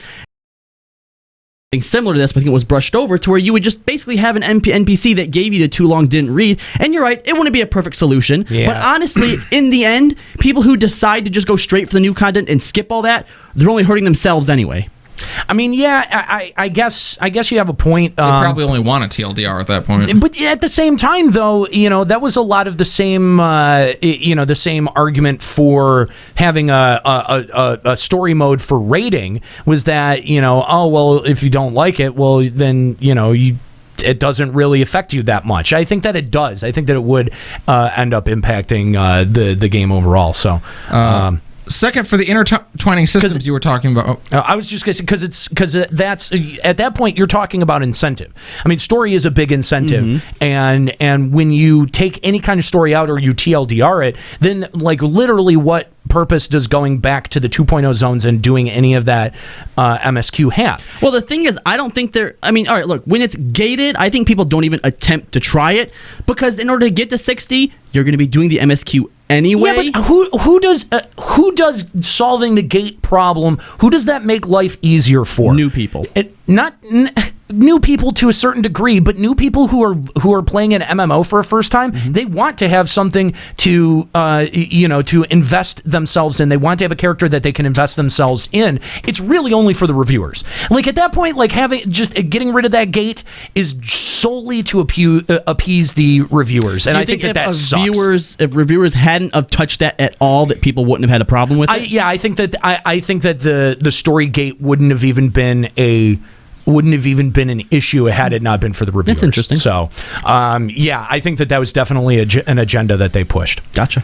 Second, for the intertwining systems you were talking about, what about a system that used items acquired through all different means? An item from Alexander, one from Fates, one from Skynimus. Then you combine those items in different orders to make different gear. Imagine farming Fates in one zone for one piece that allows you to craft gloves, then an item for Skynimus that determines the type of stats you get, then an item from Alex that affects the item level. Possibly some options, rare ones from who the fuck knows, that add special effects to the equipment, giving full customization to your armor. And hell, you could include cosmetic options too, adding glows or colors or to the items as well. And don't explain any of it. Leave it for the community to figure out. Just some ideas. Love the show. Keep doing what you're doing. Pel Galstan from Baldong. I like that. I like that suggestion. That's a pretty cool suggestion. I also like that he actually wrote from Baldong. Yeah, that wasn't added. That's right. He knows he lives in a piece of shit. All right, let's take our last email here. Greet and Nika, you especially, all right? FF11U should listen to this, okay? Okay. Greetings, hosts of Limit Break Radio. This will be a somewhat long email, but I won't apologize for it since it's long overdue. I am a devoted Final Fantasy XIV player that has been made aware of LBR during the Salted Earth era. Yeah. I love that we have like an era. Is that our attitude era? I guess, yeah. Nah, I don't know. If anything, we're pushing it farther now. That's where that's where our bad boy attitude really started. Yeah, right. BSE and ASE. Yep. And have been following the show since. Final Fantasy XIV is the first MMO that I dipped my head into, and here is my story that you guys have a major influence in. So TLDR, I want to quit raiding for a long time, but my static wouldn't have it, since it's harder and harder to find a replacement and more convenient to just keep me.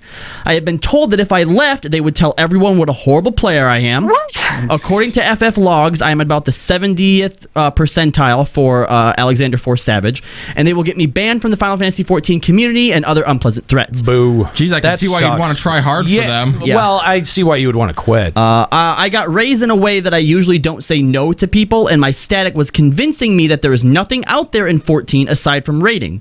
So I stayed. Then one day, after listening to you guys for months, something finally clicked. That there is something more to Final Fantasy XIV than raiding. Much, much more. So I approached my static and declared that the day we beat Alexander 6 Savage will be my last day raiding. No one took me seriously since it was my 20th time saying that I'm quitting, and a few weeks later, the moment Vortexer fell to its knees, I left the joyful party and went, and they went because they wanted to go straight to Alexander 7 Savage. Immediately got a tell from the leader, confused. Tells turned more and more into hostility. Tells from more members of the static got involved. Oh, God. But I didn't care. I felt that I gave them ample time to find a replacement. Now it's my time to enjoy Eorzea the way I see fit. Now with an entirely new group of friends, I spend a lot of time socializing, helping my BFF run her FC, rekindling with old friends I've been ignoring since I started raiding, and I couldn't be happier. That's excellent. Eorzea is brighter, and I am again looking forward to logging in. I get to this point and largely thanks to Limit Break Radio. You showed me that I can be a devoted Final Fantasy player even though I'm not raiding. Yes, LBR gave me a blueprint on how to grow a pair between my legs to stand up to the bully and defend my opinion, and for that I am very grateful. Now I have my penis cannon loaded, and the next time raiding community comes bullying, I will make the jizz balls rain on them. Gross. In the beginning, you guys are a bunch of faceless assholes at the other end of a headset. Then you guys became an acquaintance that I listened to during downtime. Now you've become a group of friends I'm looking forward to spending time with every week. Thank you for making Eorzea great again. To the listener, raiding is a small part of Final Fantasy XIV. You should do what you enjoy doing. If this is your first time with LBR, give them a chance and stay a while. Behind that gigantic groups of dicks is a group of kinda dicks who cares about the Final Fantasy XIV community. Sincerely, a derpy bard machinist from Balmung. P.S. Sorry for the terrible grammar. English isn't my first language. P.S.S. Hi, Nika. Thank you. I don't know that I like having our show associated with the idea of making Eorzea great again. I'm not sure how I feel about that. Never mind. I'm sure how I feel about that. No.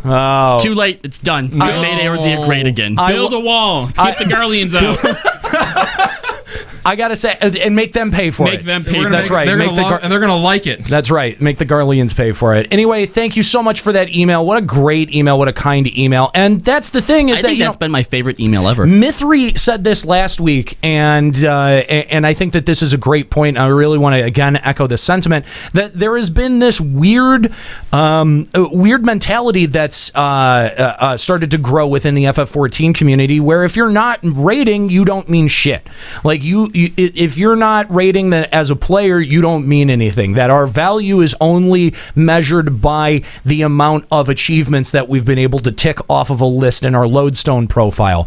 And what the truth of this email is, and the truth of what Mithri says, is, I mean, I think that it's very apt, and I think that it's very appropriate that, you don't have to raid to derive your enjoyment. Like, if your enjoyment comes from pushing yourself against challenges and raising your eye level and trying to be better than other people, then you know what? Raiding is definitely something that you want to do. But if it's not for you, or if you've been put into an environment where it makes you uncomfortable, then the best thing for you is to listen to your gut and to do what you want to do. I think that this is a great example. Just go do whatever the fuck you want instead of raiding. Don't let somebody bullying you into a way of thinking. That's you're doing as much damage to yourself as you are to anyone else who wants to pick that shit up and put it on your shoulder. And if you do want to leave raiding and you're thinking about doing it, I promise you're not alone. Nico will tell you it's not easy finding a raid replacement right now. A lot of people don't want to do raiding. You're not alone. Don't feel bad for it. Play the game how you want to play it. Yeah, exactly. Piss on the haters. Exactly. Well, I'm glad that we were able to give some folks direction on how to deal with the hate that they get from inside FF14 or in the Reddit community. And we keep hearing from more and more people every day that are like, "Wow, that AMA was really incredible," or "The way that you guys were going at Reddit is something that I really respect." And so that for every comment that says you're shredding your audience, you're destroying your audience, we get 4 more that are like, "Dude, what you're doing is important and it's awesome." Because it's not, and I don't mean to rag on the other FF14 shows, but the truth of it is that we do something that the other FF14 shows don't do. We provide you the same information that you can go look up on Reddit or the Lodestone or anywhere else. The plethora of resources that we have here before us with the internet. But Limit Break Radio gives you something that you can't get at those other places. Dick jokes. They can do great fact recitation. Gay Terminators. And they can give you the exact gear that you need to be able to meet this DPS output. But we offer something different, and it takes a little bit of courage to say, no, I don't need to stress myself out, and I don't need to put my sanity and my friendships at risk trying to ride the line of bleeding endgame in this game so that I can confidently say things on my own show. Yeah. Right. Yeah. I'm back. He literally just turns around and gives him this what the fuck face. Exactly. So anyway, thank you guys so much for your emails, for your comments, and for your calls today here on Limit Break Radio. Exciting stuff out of PAX 2016, and hopefully we'll have a whole lot more to look forward to with this Palace of the Dead feature. Thank you guys so much for listening to Limit Break Radio live here at twitch.tv/Limit Break Radio. If you haven't yet, hit that follow button. If you're a lurker, you like the show, you just kind of stumbled across a lot more to look forward to with this Palace of the Dead feature. Thank you guys so much for listening to Limit Break Radio live here at twitch.tv/Limit Break Radio. If you haven't yet, hit that follow button. If you're a lurker, you like the show, you just kind of stumbled across it for the first time maybe today, you like what we do, hit that follow button. Join us each and every single Sunday when we do the show here live on twitch.tv/Limit Break Radio. Coming up next over at twitch.tv/Final Encountercast, we've got our latest episode of Final Encountercast, episode number 15. We're going to talk about YouTube drama as well as aging gamers. So make sure you join us over at finalencountercast.com and twitch.tv/Final Encountercast. I want to thank my crew, Kalo Landis, Juxtaposition, Nika Kayanian, Escalia Ryumasa, manning the phone lines. We've got Kooky Persona, and we've got our interns, Papa Woody, as well as Skuro. Congratulations again to Skuro for making the cut and for dealing with our bullshit. Why didn't you pronounce his last name? name. Because he doesn't have a last name. Fuck him.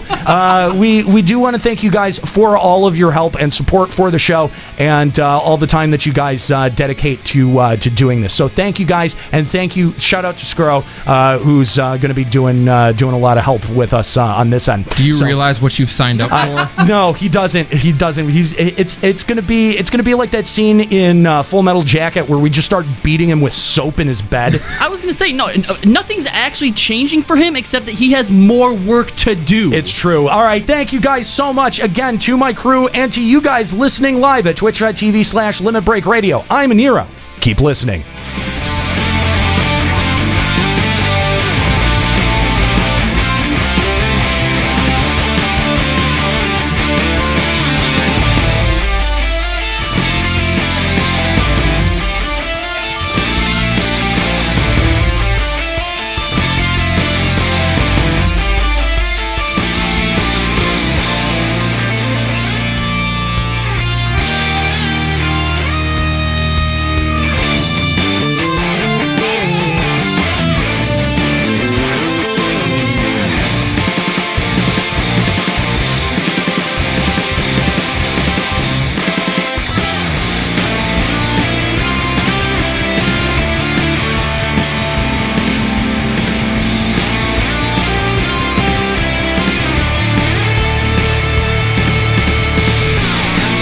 Limit Break Radio is a production of LimitBreakRadio.com and Bender Media Productions. Today's episode was produced by Aniro Grigori, Nika Kayanian, and Ascalia Ryumasa. Final Fantasy XIV and Eorzea are trademarks of Square Enix. Funding for Limit Break Radio is provided by Miri Kennett, Captain Failboat, Zurian Urexin, Azura Giacho, Bianca Forwin, Kalina Ashsaber, Thor Carson, My Waifu, Satori Komeji, Darbykins, Sakura-chan, and fellow Limit Break Radio listeners. To support Limit Break Radio, visit patreon.com/Limit Break Radio. Opening music in this episode from Daniel Lambie. Listen to Man with the Machine Gun and other great tracks at facebook.com/Daniel Lambie Metal Gamer. Closing music in this episode provided by Husky by the Geek. Listen to this and other great tracks